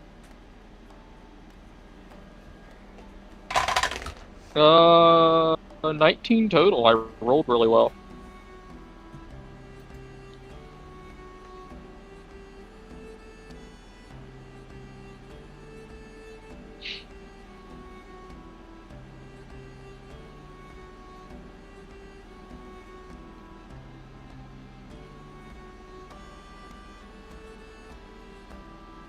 Okay. So I need to roll a d8. Did I still fail? Shit. No, you succeeded. Okay. Driffin, you're up. Alrighty. So tentacle monster has Misfit. Did it grab Wolfram again? It still It has a Wolfram. hold on Wolfram, but Wolfram seems Oh. to think that he's right where he wants to be. So, Okay. yeah, it's like wrapped around Wolfram's legs, but Wolfram hasn't even seemed to notice. He's still just like swinging his sword at it and punching it and snarling at it and stuff. Alright. I am going to sunk 2 arrows into the tentacle that is dragging Misfit away. Oh yeah. There is also a spot that Wolfram has seemed to punch a hole in this thing's sort of armor. Son of a bitch. So that was an 8 and an 11 total. Yeah, unfortunately, neither of those hits. That sucks. Could you say, okay, here's a very serious question. Could Misfit have been resisting the pull of the tentacle, thus giving Driffin advantage on his first attack with the help action? I know that's a stretch, but that's the only thing I can think of. I don't think that's a stretch. I think that's fair. Alright. Reroll the first attack then? Yeah. Alright, 11 plus 6. Does a 17 hit? Unfortunately, no. Son of a Damn. bitch! This seems Okay. rough. At least it doesn't hit Misfit. Yeah. Not yet. Oh. Yeah. Lovely. So you still have Misfits part of I've your been turn. trying. Yeah, I've been trying to find the little thing you gave me. I can't locate it. Ah, found it. Son of a bitch. Keep going. Perfect. Perfect. Alright. So, Misfit. You can bite the tentacle. Yeah, that's what I'm thinking. He's just gonna go for a maul attack. Yeah, that's what's happening. Misfit's gonna try and take a chuck out of this thing. Beautiful. Alright. Go attack modifier. Oh, cool. So 18 plus 5, 23. That hits. Sweet. Damage. Let's roll. Where's the 8? 5 plus 2, 7 plus 3. 10 damage. Beautiful. Misfit, gets himself free. Misfit bites off the tentacle and it falls limply on the ground. Fuck yeah. Wolfram, your turn. Alright. There is Wolfram's a newly just gonna- spawned mound of flesh that has mouths and eyes bubbling forth. And the Yeah, and I thing just that's had to make a holding you. wisdom save. Yeah. Yeah, and I just had to make a wisdom save. I don't like that. Okay. I'm just gonna... I think he's gonna be focused on this thing, and he's gonna try to deal with it. So... I'm gonna attack this thing with a reckless attack. The first attack is a 26. That hits. The second attack is a 21. That hits. Okay. The first attack was a 16 and 18 plus obviously my plus. So this thing is knocked prone if it can be knocked prone. Huh. But let me deal the damage first so we can resolve that. However, and then we'll knock it over like a felled tree if we have to. Okay, so that is 24 slashing damage. Jeez. And it's knocked prone. If it can be knocked prone. It's up to the... It may say on the thing that it cannot be knocked prone.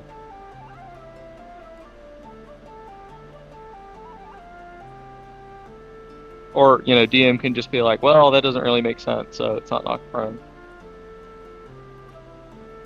I think I'm gonna go with specific wording, which does not say that this cannot be knocked prone, and there are things that say that they can't be knocked prone. So if this doesn't say that, then I think it can. Okay. 24 slashing damage and it's knocked prone. Can I take a chunk out of it like a tree and it just goes timber? Yes. Sweet. Chop, chop, motherfucker.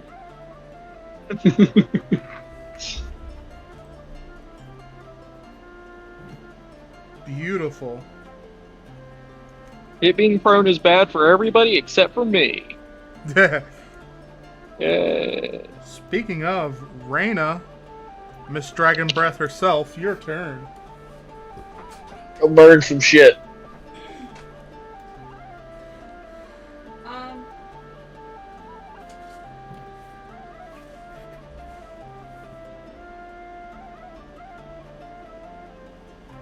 Okay, so I still have to move up, so I have to use all my speed. You are 45 feet away. Yeah, I still have to.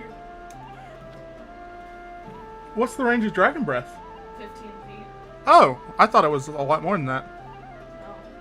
Dragon Oh, Breath and the other one I want 30 to feet. do are both 15. Well, you can use your movement and still have your action to get within 15 feet, though. Okay. Yeah, and who are you going for? Are you going for the flesh ball or the stalactite? Stalagmite? That guy. Now it's neither. Oh.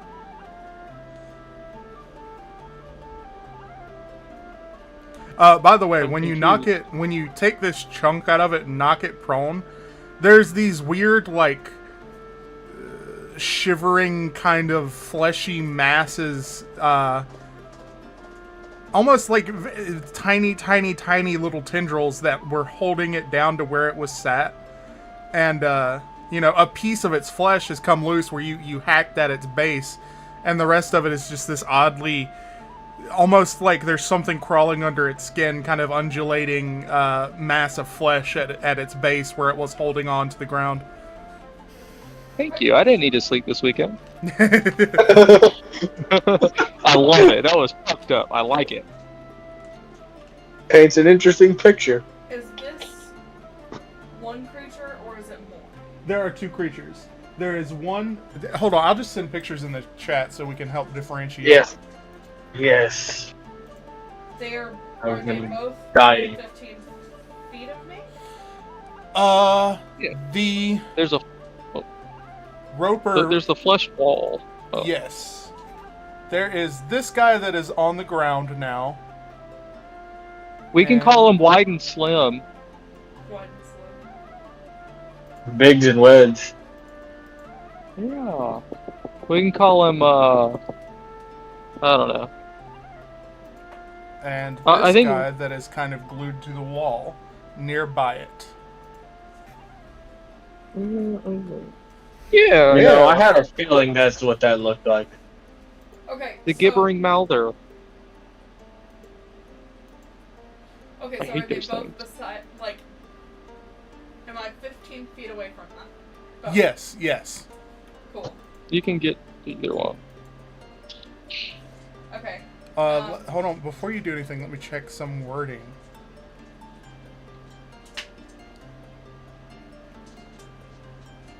I need you to make a wisdom saving throw, Reyna.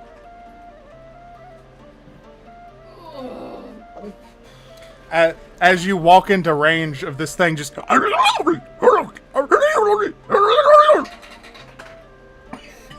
The fucked up part is she probably understands what it's saying. That's a 12. You're good. Okay. I'm gonna cast a new spell that I have. Because Ooh. of the fact that both Misfit and... Is Misfit still caught by this thing, or did he get out? No, Misfit got himself loose. Okay, but him and Wolfram are near it, right? Wolfram is nearby it. Misfit is about 25 feet away. Okay. Yeah, I'm on Slim, and then the gibbering mouther is like also the big flesh wall is on the wall. Okay, so if I do a 15-foot cone, would that hit Wolfram? For sure. Okay. So I'll use Uh, a spell slot or So, sorcery point. Sorry. You wouldn't hit me if you attack the other creature. If you attack the stalactite that I knocked over, you probably hit me. Yeah, But if you attack the gibbering mouther, you wouldn't hit me. yeah. Does that make sense? Yeah. Well, how about But you this? can attack Okay. the. Okay. You can attack whatever you want. I'm letting you know that, like I won't have any advantage on dexterity because the thing does have me grappled. Wolfram is right where he wants to be. I am right where I want to be, but I am also held in place. So Well, if you're held in place, that means it must stay where it is too. oh At yeah. least within range of you. I'm not done yet. Hold on. Simplifies your problem. Yeah. Why did you just roll 30 dice? I rolled 8. Bruh. Hold on. I gotta get the amount. Hold on. When a mage says hold on and rolls another one.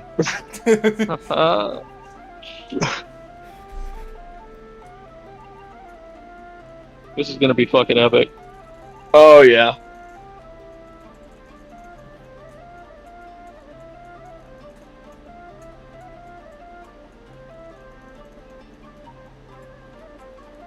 Okay. I'll target towards the wall Okay. more,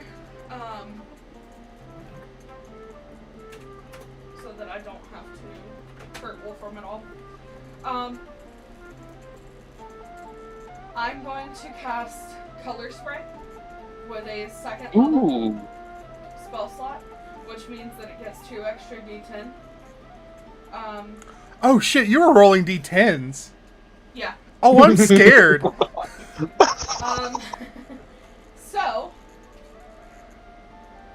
it says, so flashing colored lights spring from my hand, and it is going to Do. Sorry. 38 damage. Do I have to make a It does save, not- or do you have to roll an attack, or? Reyna, I do have to tell you, Color Spray does not deal damage. It blinds that many hit points of creatures. It is a first level spell. Yeah, so hit points of creatures, 38. Yeah, but it only blinds them. It doesn't deal damage to them. Is that okay? Yeah. Okay. Just making sure. Subtract each creature's hit points from the total before moving on to the next creature. with the Does lowest it? hit points. It's starting with the lowest. Yeah. What is the Yeah. area of effect? It's a 15. 15 foot feet. So I think this thing might be the only thing there, but if she had rolled more damage than its total, then it would become blind, I believe. Yeah. Unfortunately, it does have more hit points than that to start. That's okay. It says that, okay, so it wouldn't do anything? No. Yeah, sorry. Yeah. Color spray works like sleep. That's fine. Color spray is one of those things that works a lot better on groups, large groups of weak enemies, rather than against, big powerful enemies. Yeah, I think it's okay to say you can, do something else because you didn't understand how that spell worked. You That's had a fine. different idea for what was going to happen. No, it's okay. Go ahead. Yeah. Okay. Do you have a bonus action or anything? No. The only bonus action I have is Dragon's Breath, and that's equipped. So, Can you not cast Dragon's Breath as the bonus action? no. You can't, because you can't cast 2 spells in one turn. Well, I mean, you can't Oh. use your Dragon's Breath that you already had cast. No, it has to use a spell slot. It takes an action. I see. Gotcha. Okay. So, Guizo, that would mean you are up. Alrighty. I imagine for a second it's just a rave, just do-do-do-do-do. Yeah, it's beautiful. I imagine you put on those little light gloves and just kind of gave it a little light show, and then nothing happened. Yeah.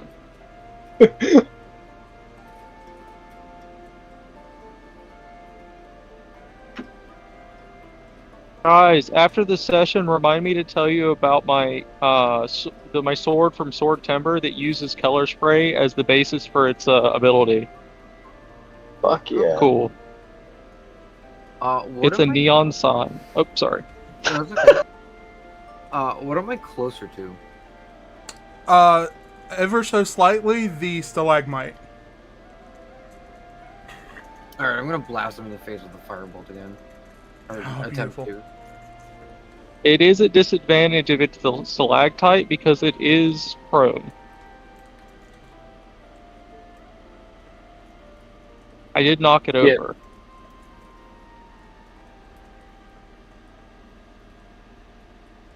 Does a 14 hit?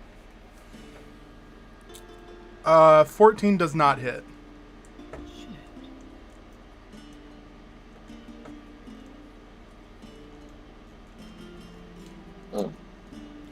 You know what? Yeah, I'm just gonna end my turn there. I'm just gonna scream at it. I love it. The Reyna flashes the wall. Reyna, why'd you flash the wall? She just pulled her robe up. But you don't see anything because of all the color spray.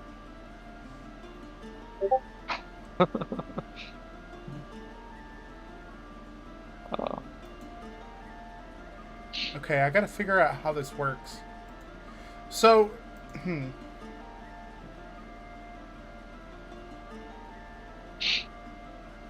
Do I have to make another wisdom save?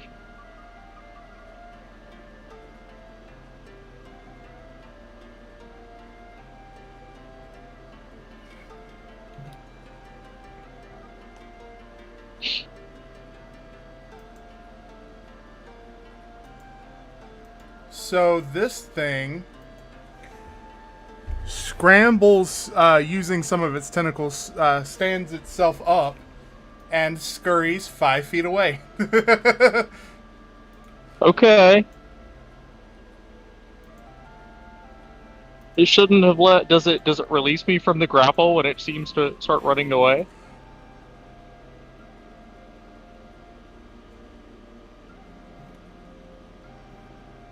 Yes. Okay, I'm gonna make my opportunity attack against it, I guess. Or did it disengage? No, it stood up and fucked off. Or tried to fuck Okay. off, but it has barely any movement speed. Okay. It actually has headed towards Reyna. Not like seeking out Reyna, but just like... Okay, so it's actually trying to run towards me then. Is that right? Yes. Okay. So if it only moves 5 feet, it's just like to the side of me now, so I wouldn't get an opportunity attack. Because it has to leave my range in order to get an opportunity attack, I think. Oh, yeah. That is how that works, huh? Well, it also didn't seem to do an action. So does it attack me? Does it disengage? Does it dodge? It cannot do an action this turn. It has to move in a random direction. Oh shit. Okay. Intriguing. All right. Yeah, I guess since it didn't move far enough away from me, it kind of like moved to Wolfram's side, like it's trying to get around him. Wolfram can't really get an opportunity attack because it's not running away from him. But yeah, cool.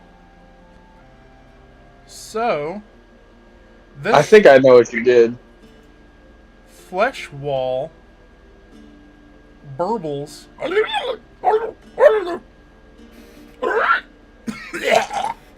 and it hawks this like very just gross, bubbly, weird, large, kind of slimy looking loogie in your direction, Wolfram, and I do just want to say I've never been more attracted to you than I am right now. Go ahead. and the glob hits the ground in front of you, and I need you to make a dex save. Okay, but it ungrappled me, so I can make that with my normal advantage. Yes. Sweet. Alright, my dex save is a 14. Beautiful. You managed to get your arm up in time over your eyes as this blob hits the ground and kind of bursts with light and avoid being blinded. Oh, What shit. the fuck? And this mass pulls itself away from the wall and moves towards you, and it's just outside the range. It moves 10 feet Here- towards you. Here's a weird question. Since I wasn't expecting it to flash, I was expecting it to do something else. Would I still get my advantage from Danger Sense? Because Danger Sense does require that I see it coming. Like that I can see a trap or something. Yeah, let me let's see the description of it. I think, completely honestly, I would leave that up to you, because I was not expecting it to flash. I don't know if Yeah. Wolfram was. But I would be willing to have taken that 5 that I rolled before I rolled with advantage, because I was not expecting it to flash. I feel like Wolfram would have been looking right at it either way, though. Yeah, he would be like jumping back, but I don't know if he would know that. I think it's fair to say that you would have, like, protected your Known face from whatever it would have been, since it seems to be like, a glob of some sort of demonic, demonic Goo. mucus. Yeah. Okay. I'll take the success then, but Driffin, you are up. All right. Coolio. So the thing is standing back up and Yes. trying to run away. Yes. All right. The gray stone The guy line. with tendrils. it's He's stood got- up he's and started got it. moving. Can I still see the Legend of Zelda crit spot that that Wolfram opened up? Yeah. All right, cool. I'm shooting at that.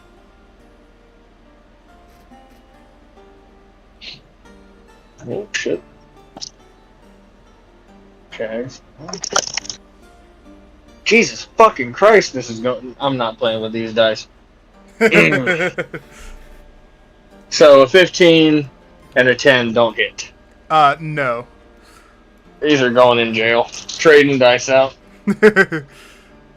You still do have, Misfit, yes. yeah. For shits and giggles, how far away is this thing from Misfit? You have 25 feet, 30 feet away from Misfit. Alright. Cool. Where did I put my gloves? Where's my gloves? Misfit's gonna charge. Charge and maul. Beautiful. It will have to make a strength saving throw.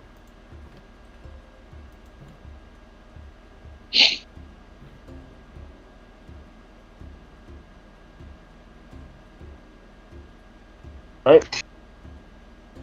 Does a 23 hit? A 23 hits. Alright, let's roll that. Damage. Where are you, D8?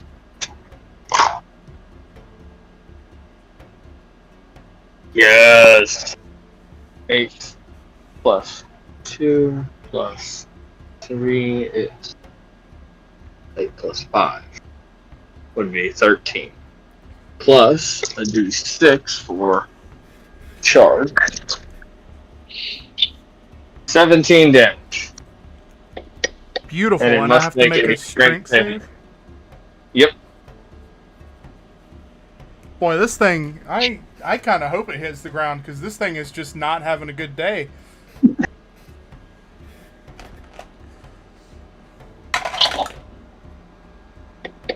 Does a 14 save? Yes, it does. Oh, cool. Oh.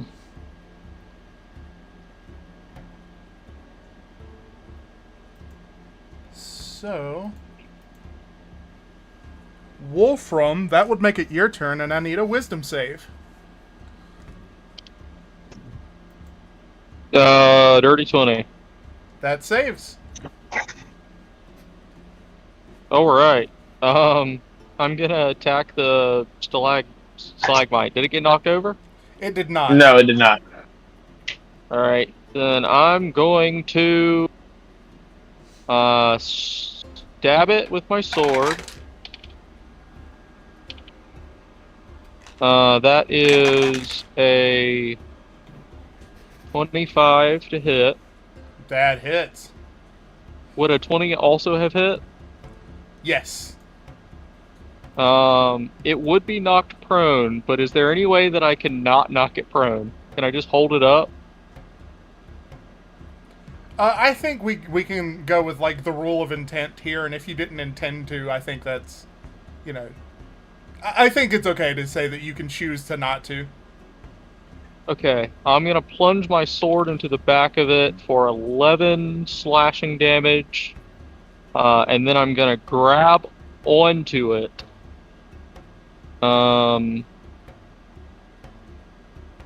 Shit, that's not how that works. Ah, damn. Okay. I did something wrong. That's fine, I'll just attack it again. But yeah, I'll go ahead and knock it prone if I'm doing it that way, because I was trying to set up a thing, but then I realized I did it wrong. So yeah, I'll go ahead and knock it prone. That is a 23 to hit. Yeah, that hits.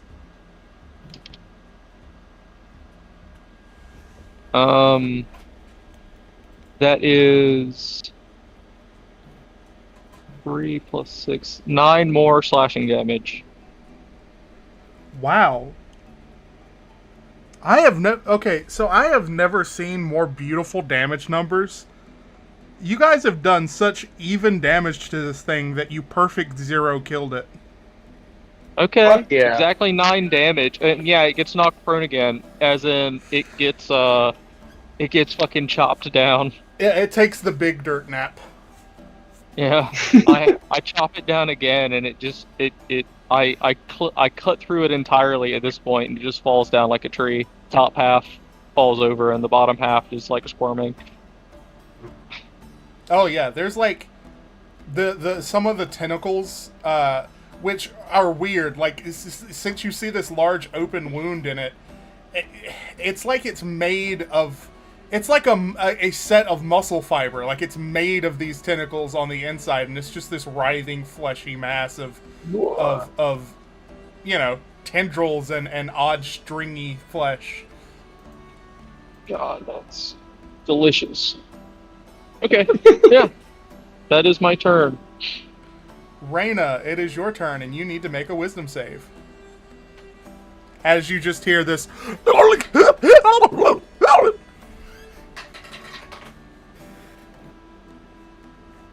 That's 8. An 8. Okay, so...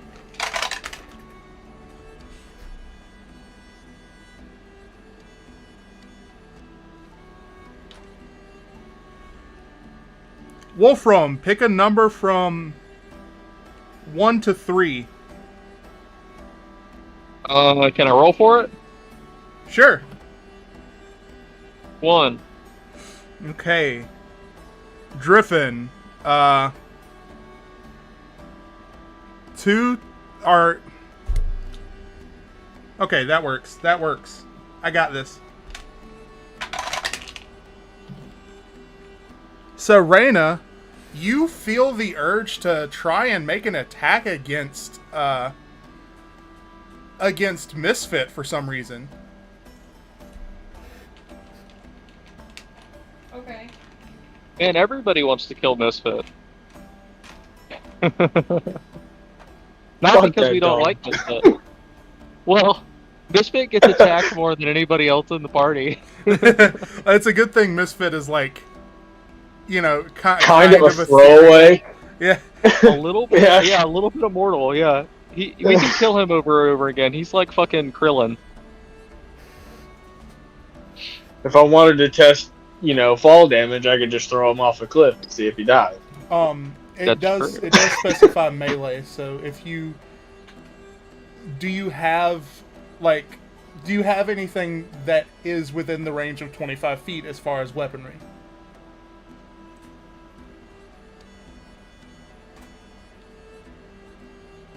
No, well, melee would mean it has to be within 5 feet or 10 feet if it has reach. Yes. But So Misfit Reyna, and Wolfram are close by, I think. yeah, but not quite within range to do a melee attack. Reyna, you feel this odd urge to attack Misfit, but you can't quite reach Misfit. You're just like, oh, the boy! Guizo, it's your turn. I'm sorry to steal your turn like that. The gibbering mouther made you crazy. Yeah. Good. She wasn't crazy before? All right, so I see. Trees. Can I see the gibbering Melver? I know I see Reyna going after Misfit. I don't quite know what to do with that. Yes, you can see it. Wolfram's madness is spreading.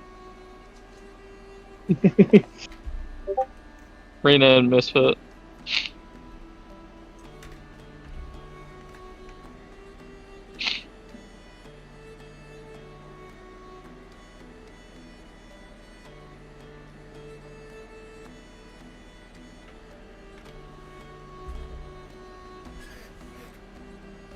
Would it be lame to cast Firebolt again? You can do whatever you want, man. Oh, yeah, you can cast cast whatever you Firebolt want to. again. Look, I've been chucking arrows that have been missing the whole time. Well, also, to be fair, this thing is made of stone. It's got a really high AC. Mm. Or Maybe the you could give Roper it- was. Oh, okay. The Roper's dead, so you can throw whatever you want at this gibbering mouther. That is an 18 plus 5, 23. That Ah, fucking damn. hits. Alright, 1d10, let's let her rip. That is Should be 4. 2d10. Should be Oh, 2d10. Yep, I was looking at Eldritch Blast. Hold up.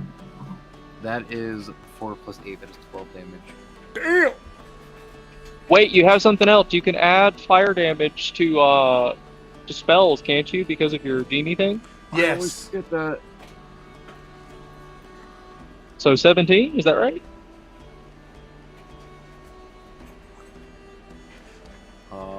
I always forget where to see that. Is it 5 or 3? I think it's like your level 6 thing, isn't it? Or Yes, I believe features and traits is where it would be. Da, da, da, da.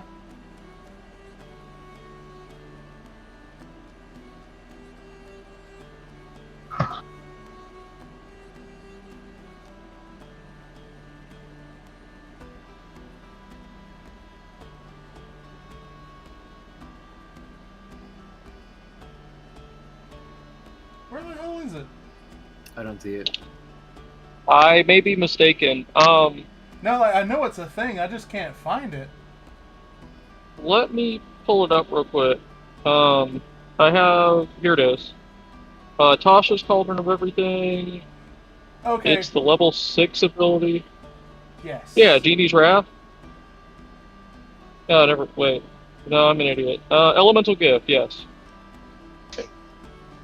Yeah, once during each of your turns with a hit with an attack roll, you can deal an extra 3 fire damage to the target. Oh, cool. So, 15. Sweet. Is that right? That is right. That's a lot of fire damage. Does it burst into flames? No, but it does make some more like wet tar burbling. Just like stirring macaroni. You're so good at that. You're so good at that. It makes me uncomfortable. that's good in a bad way, but like that's good because that's the point, you know. That's exactly what you were going for, and it's working. It's perfect in the worst way. Now we just need to record you doing it, and I'll overlay it with me stirring macaroni. That'll be the worst. That's some wet ass damage. Yeah. So, this mound of oddly undulating, toothy flesh moves towards you, Wolfram, and tries to attack you. Fuck yeah. Does a 16 hit?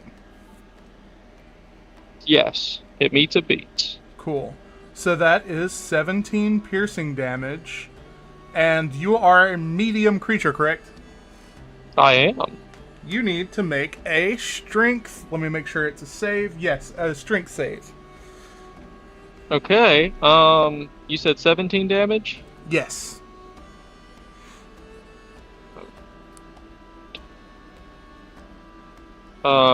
Strength save. I have advantage. That's an 18 and a 19, my dude. Plus 6, so 25. Yeah, this thing hurls itself against you and bites down, but you are ready for the weight of it, and whereas it gets its teeth into you, it doesn't take you down like it wanted to. Hell Griffin, you are up. All right. The wall now appears to be mating with Wolfram. Or attempting to, rather. Hey, I might just sit here and watch. I don't know. Oh no. Oh. All right. So I'm gonna move my hunter's mark over with my bonus action. Hell yes. I did forget to ask earlier. Are either of these creatures classified as beasts? I assume no. No, they are. Okay. They are not. I have They to are ask aberrations. just because I don't know. But Yeah. No, you're good. all right. So let's try this one more again. We're gonna thunk a couple more arrows real quick. That looks a lot better. That doesn't. Alright, so the first one, 19 plus 6, 25. The second one was a 1 plus 6, 7. The first one hits. Alright, cool. That'll be you.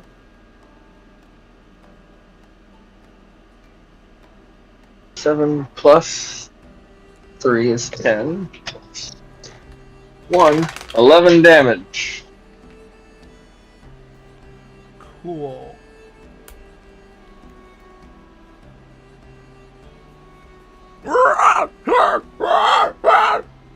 As you plunk and knock one of its weird loose teeth out, as it pierces through one of this thing's like lips? Cheek? Griffin looks at it and says, "That tooth will be mine in a minute, bitch." Does Misfit do anything? For context, Misfit is at this point just I'm gonna say 25 to round it. I was gonna say 23, but let's just work in fives to make it easier. 25 feet away from it. It did close the distance on the spike thing, so Oh, okay. yeah, I forgot Misfit about that. charged on that. So how far away would it be? About 5 feet. I forgot about that, so All right. I need Misfit to make a wisdom save. Would that I've never done a save with Misfit, so would that apply my stat? Yes, you Okay. I believe, hold on, let me double check. I am unaware. You add your proficiency bonus to its saving throw, check or saving throw if you Okay. have a proficiency bonus. Yeah, so All right. you'll roll +2 +3, so +5 to Okay. save. Wait, is he Oof. proficient in wisdom saving throws? I believe. I have Yes. a +2 to saving throws. Okay, then it would just be +2 because you don't have proficiency. Right? Am I high? I might be high. I'm unaware. No, Driffin does have Not a- proficiency in wisdom saves. Okay, Ah, so that'd be +2 +3. Yes. Ah. Okay, cool. Because I rolled a 3, so 8. hell Cool. yeah. So what happens? Who's he gonna bite? Let me go ahead and close that because I don't need that anymore.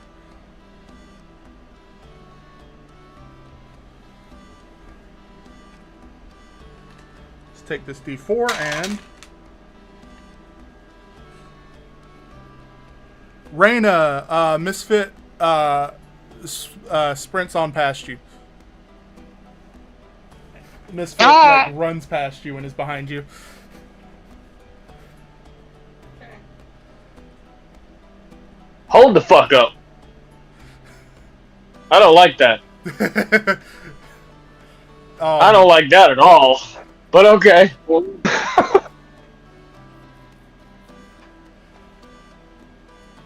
Wolfram, it is your turn, and as this thing is screeching in your face and bubbling and I need you to make that wisdom save. Okay. I have not rolled anything but 18 against this specific wisdom save. That is perfectly fine. You can now take the rest of your turn. Alright, I should use a different dice because I think I used up all the luck on this dice. Yeah. Using the black dice. Yeah, it warbles at me and I snarl back at it, and I attack it. By the way, if I haven't said, I meant to mention, Bess, Elizabeth, and Sarah Ann have hidden behind a stall because they saw the, armed, magical inclined people sprint off towards some very disturbing noises, so they were like, let's take cover. Yeah, I was wondering what was going to happen with them being left unguarded. Does a 17 hit? 17 hits. Sweet. And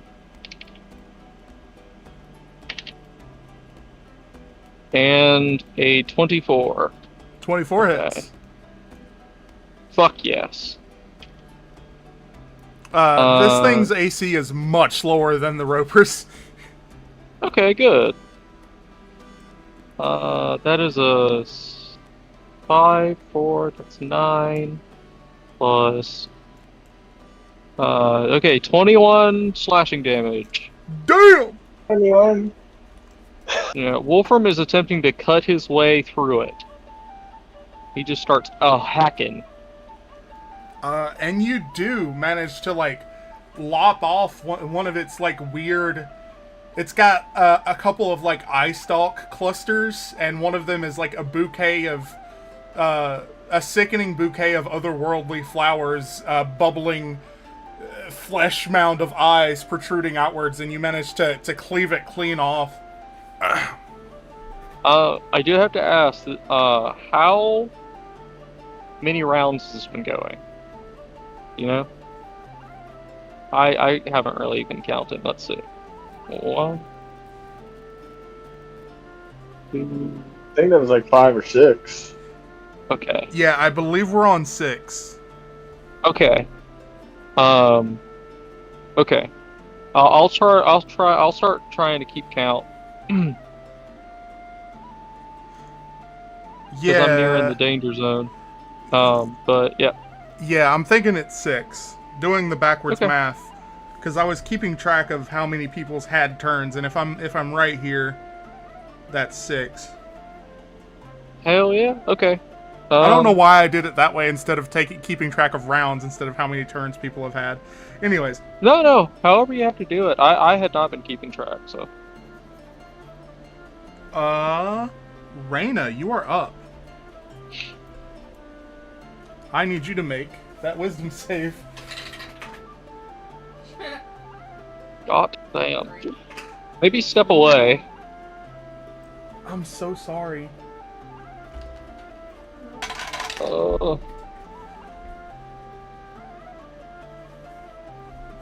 Your turn passes with you doing nothing. I'm sorry. Not even Ken? attacking. Wait. Oh, no. Go ahead.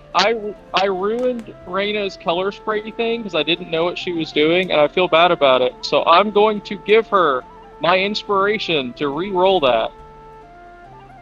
You don't have to do that. Damn right I don't have to. I want to because I love Reyna and I want her to succeed.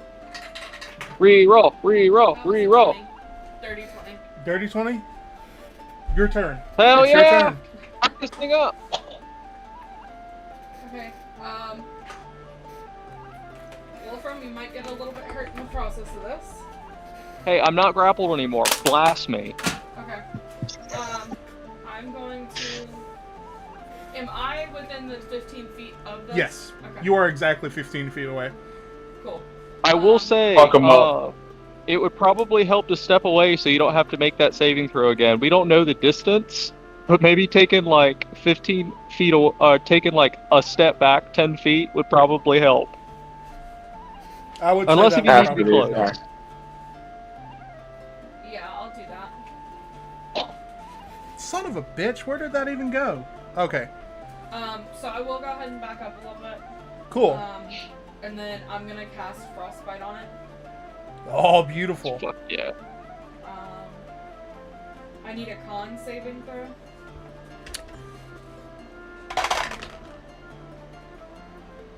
Does a 14 save. Damn. Right on it. Meets it beats? Damn. I Oh think you shit, I still- did.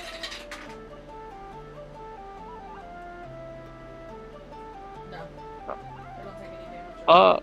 I didn't change what you were gonna do, right? Because you said I was gonna need to make a save too, right?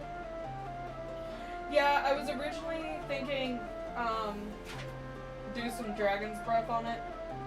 Yeah, do Dragon's Breath and then step back. Yeah, you can. man. totally Yeah, do that's that. what I was can thinking. do that. Attack and I then will move. go ahead and let you know. The effect, the saves is at the start of your turn. That is Yeah. what it has always been. So, You succeeded, so you can just do Dragon's Breath as your bonus action, then use your action to use it, and then fucking jump back and get away from this thing. Or maybe your Dragon's Breath propels you back. I don't know. That'd be badass. You breathe some fire I and like fly that. back. That would be funny. Yeah, do what you want to do, my dude.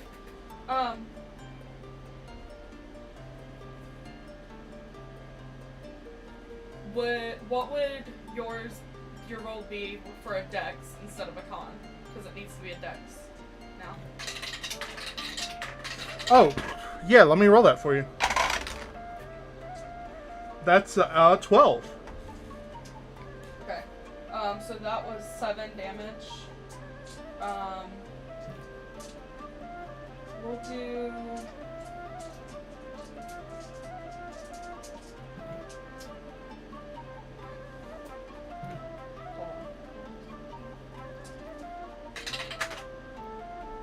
That'll be lightning damage. Oh shit. Okay.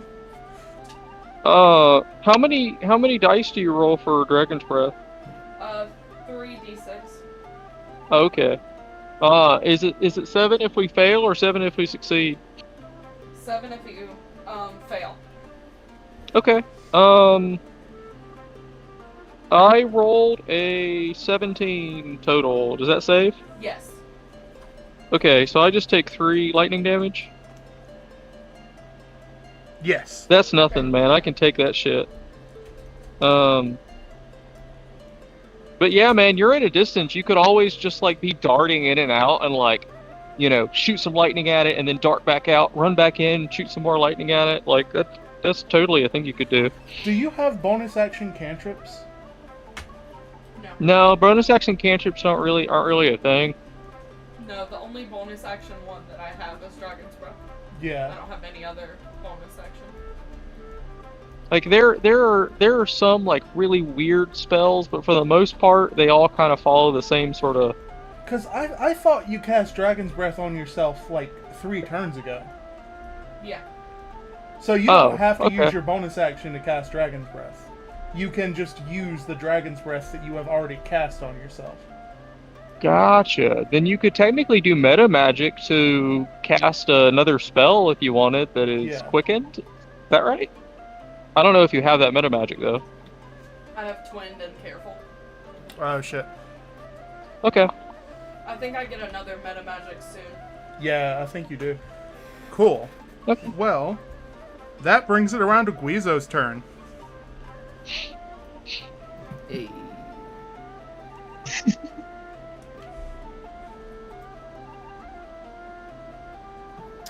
Alright. Does this thing have ears?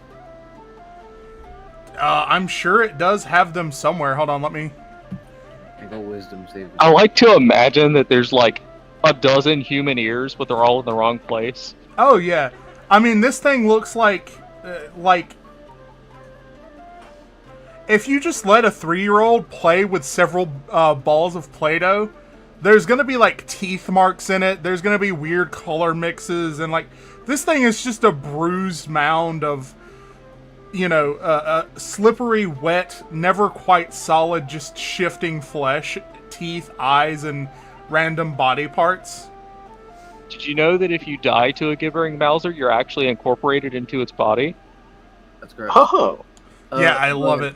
But which recently, oddly enough, as a big horror fan, I only recently watched The Thing, and it's a really good horror movie. Yeah, fucking it. What? The original or the more recent one? The more recent one. Unfortunately, I can't find the original, but watching the recent one The really makes me original. want to watch the original. The original was so good. I did a Thing sort of reference arc in my Minds of Foundelver game. Oh, beautiful. You know how there's the doppelganger in that one? Yeah, I did that. One of the players was playing as the doppelganger for a while. Oh, I love that. Okay, I'll let you guys get back to your game. Okay. Oh no, you're good. By the way, DM, next time you come over, I have the thing. Oh, fuck yeah! So I'm terrified. that being said, I'm gonna like tell it what it is with Vicious Mockery, but I need you to make a Wisdom save of 13. It does have to understand your language, I believe. Is that the case, or is that not the case? I can speak Primordial. I don't know what it is. It does not speak any languages. Let me check, because I don't want to say wrong. It does specify, but I don't remember if it specifies doesn't or does. It has to hear you, but Though it doesn't need to understand you. Okay, sorry for even bringing it up. Yeah, but that's 2d4.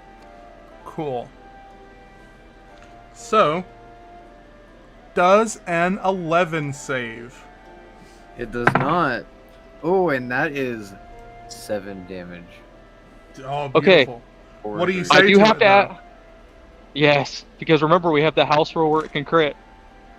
Yes. Okay, so Hurt it. Hurt its feelings. now, question. Am I allowed to use predigitation at the same time, or does that not... Am I not allowed to do that? I don't know the technical. Is prestidigitation a bonus action? Prestidigitation is a full action, but like, I don't know if it's just flavor and a flourish. Like maybe you just have some fire powers or something, or you could just do a thing. Yeah, I think that's fine. If it's not causing a damaging effect, I don't think it would be broken in any way, so I think that's fine. Yeah, no, I can make like subtle smells. So I was gonna make all of my allies have this like gross like rotting flesh like fart smell in their nose, and it too in all of its nose. And I go, It's dozen noses. yes, it's like 30,000 freaking nostrils. Yeah. So I'm like, Guizo kind of gets this look on his face, like he's eaten a very sour like lemon, and he's like, oh my god! Not only does it look hideous, but oh my god! And he pretends to throw up. Oh man. I think I can solve this mechanically though. You could have cast it last round, maybe. Okay. Well, shit. I guess you did so. Never mind. It doesn't matter. This is great. and he goes, oh my god! I don't even know if I can finish you. I don't know if I can finish fighting you. You are hideous. I'm so sorry. And he like he pretends to like throw up. He's like dry even. This is very entertaining, so I think I would be willing to say I like it. And it should get a I crit. like it. I agree. I'm all for it. It's 14 damage of throw up. We're all in on this. So, this thing, one of its largest mouth begins to kind of shift and swirl, and its lips pucker, and it begins to shed a single tear from all of its weird malformed eyes in its odd places, and kind of folds in on itself almost in a singularity, and just becomes a lump of unmoving weird mass, just dead flesh that seems to have no rhyme or reason to its orientation. You made it so depressed it died. This is the second thing I've bitched to death. Yeah. You just called it stinky. You just called it a stinky little bitch, and it died. Oh man, if only I had that power. Oh. Damn. So you guys are out of initiative order. As it dies, Guizo kind of waves the smell away from his nose, and then you guys get like the scent cleared away. I'm concerned, DM. With Misfit just ran off in a random direction. yeah, he's kind of like a couple of feet behind Reyna, just looking around like, what the fuck? He's not really sure And what we're- happened either. Reyna, is your urge to murder Misfit gone? Yes. Good. Is there anything I could gather for use from this stinky lump? This stinky lump. I do want to say before we do anything else, I exit my rage. Cool. The hood goes back, the eyes return to normal. It's all good. Why don't you make an Arcana check for me to harvest? Because this thing is an otherworldly being, so you kind of have to navigate its odd, inherently magical, what's the word I'm looking for? Biology. Okay. Yeah, it's aberration, I believe. Is that right? Aberration. Yeah. I will say, lore-wise, this thing's originally was made of like humanoids and other sort of creatures that it sucked up. Not necessarily just humanoids, but it's just a lump amalgamation of like flesh that it's picked up. I think, if I'm thinking of the right thing. Okay. Oh yeah, no, it's a gibbering mouther. Okay. So, is this something I could use my inspiration to ensure advantage on? Yeah, you can use inspiration on. I'm gonna say damn near anything because I'm sure there's something Okay. that you technically can't use it on. The three All right. things that are named are ability checks, saving throws, and attack rolls. And this is an ability check. So. All right. So it was a 12 and a 16. I'll be taking that 16. So you are able to gather a small pouch worth of the Mouther teeth and a vial of its saliva. Oh, it is vile. Yeah. The teeth appear to be an assorted collection of molars and incisors and fangs from all kinds of creatures. The saliva, I mean, to your best guess, it's a mix of, again, various salivas. It has a sharp acidic smell. It burns your eyes and nose. Not like Okay. all like on fire or acidic, but it stings Yeah, to no, smell it. Mm-hmm. Okay. Coolio. You found way more baby teeth than you expected. So that's where Harley's Oh lying. god. Now you know what the tooth fairy looks like. With a 16, you distinctly notice that there are a couple of roper teeth in there too. Oh. Huh.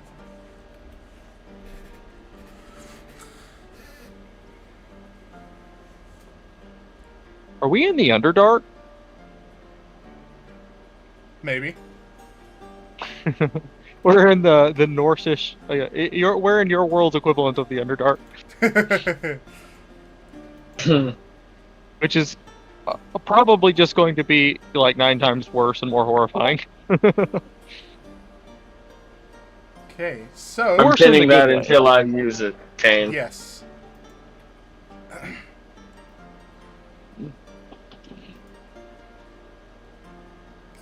Fuck We yeah, are that's gonna be offici- awesome. We are officially out of initiative order, and I think I'm going to start wrapping up the session just to let you guys know, not immediately, Yeah. but just to let you know we're on our way out. Sounds good, kid. I go and check on Bess and her scribes. Yes. Question for Driffin: do you also want to dig into the Roper's corpse? I mean, if I can, I didn't really do anything that I was interested in, but I can if there is something. Fuck it. I mean, there is a corpse, but if you don't specifically want to, you don't have to. I just wanted to make sure before I moved on. It's got some bark, but no bite. I've got enough bark and bite in my companion. Yeah. I'm not gonna do it. Okay. It cool. didn't do anything that interested me. That may be of use. Or you will. Obviously a little shaken. Bess stands up, and you notice she's white knuckling a small dagger that looks like it's never seen a day of use in its life. Yes. It's a letter opener. You pretty much, yeah. Yeah. Yes. I've never. I sit in libraries and read books about. Wow, that was very exciting. I have never seen one like these before, or one like that. They are strange to me. But if they bleed, they die. It should be well.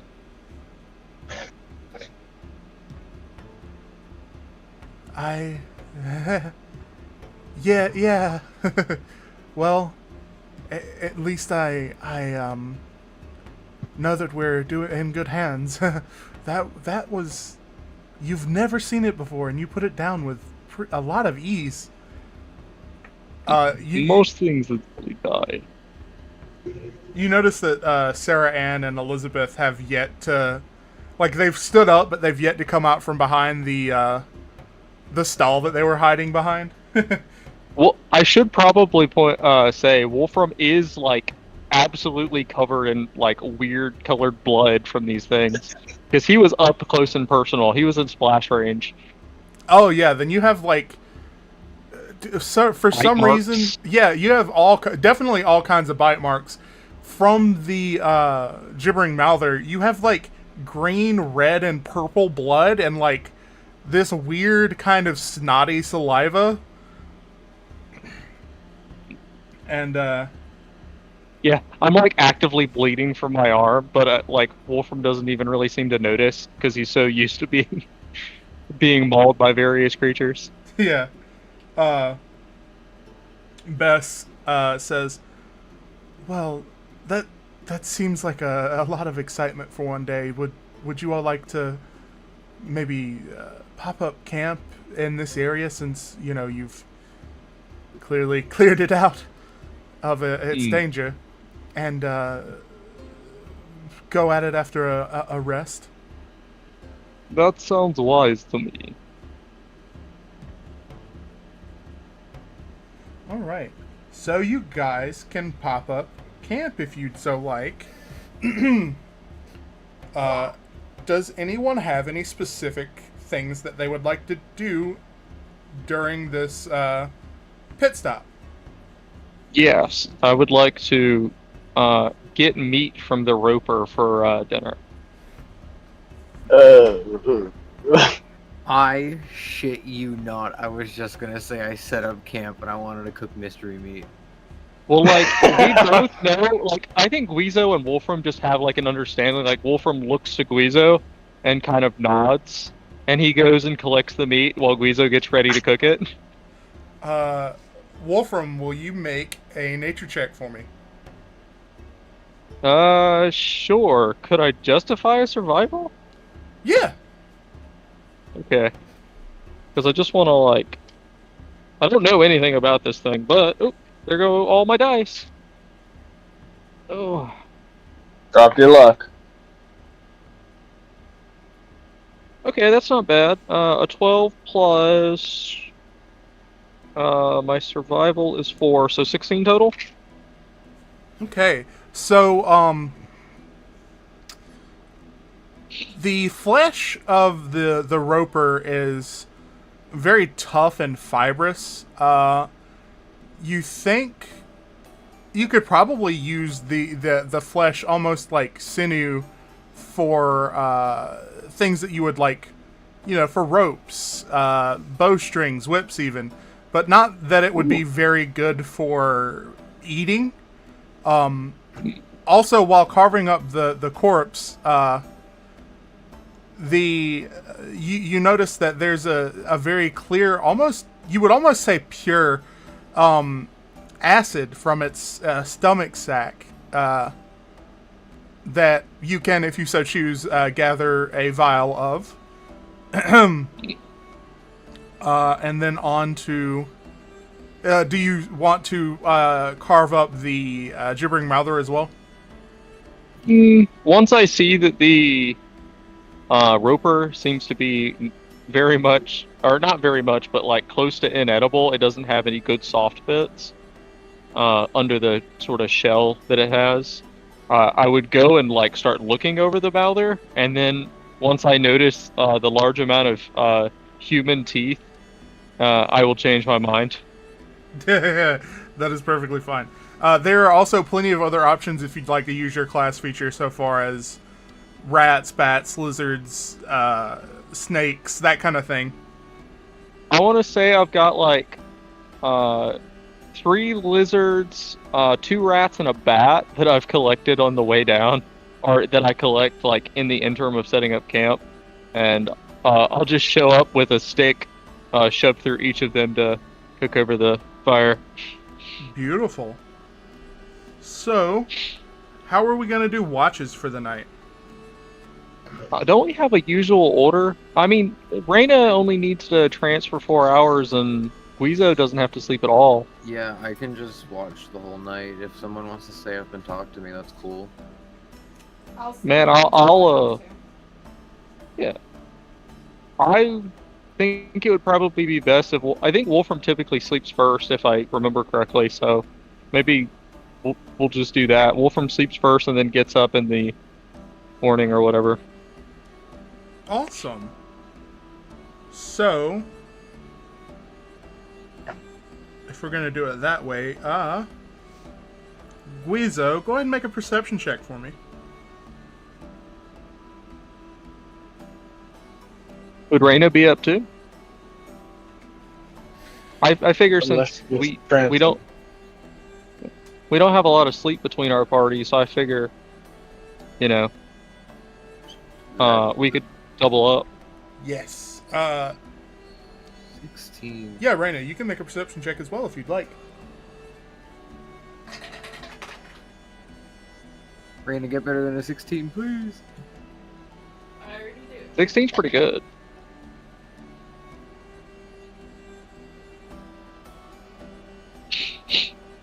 What you got for me, Reyna? What are your average perception? Oh, right there. Duh. That's the 18 plus 4. So, 22? Yeah. Beautiful. So, Guizo, the night is passing very calmly. It's a little odd being underground so much for you, Guizo. The sounds are kind of comforting, but not very familiar in a familiar way, in that it's very still. You know, you hear echoes of the calls of the animals, you know, some bats screeching, the slithering of snakes and lizards across the ground, all echoing as this place is cavernous. You know, this square that you guys have set up camp in is, you know, it's huge. It's a very large area. I would say, like, I mean, probably 200 feet squared, you know. You did say there were buildings around, right? Could we have set up camp in one of the buildings so we have at least a wall to our back? Definitely, yeah. And you know, there's you hear the sounds of water dripping off of stalactites, and you know, just your average everyday cave sounds. Reyna, you come forward from your trance and walk around a bit, you know, shake the stiffness out of your legs from trancing for 4 hours, and see Guizo milling about, doing Guizo's thing, and begin to approach Guizo, when you notice under your feet, the ground, there's this very, very slight Tremor. vibration, and it's not... Oh no, it's Lee. It's a constant thing. It doesn't end. It's a humming. Okay. It's a rumbling, a very just a constant level of very light vibration. You almost wouldn't have noticed it, but now that you have noticed it, it kind of occurs to you that it's been there the whole time since you entered this chamber. It really is Lee. Damn. Okay. And I think that'll be a good place to call it for tonight. Okay. All right. Nice. You all should have seen the look that Kendall just gave me. Yay! Character cameo. Definitely that's definitely what it is, and nothing else. Absolutely.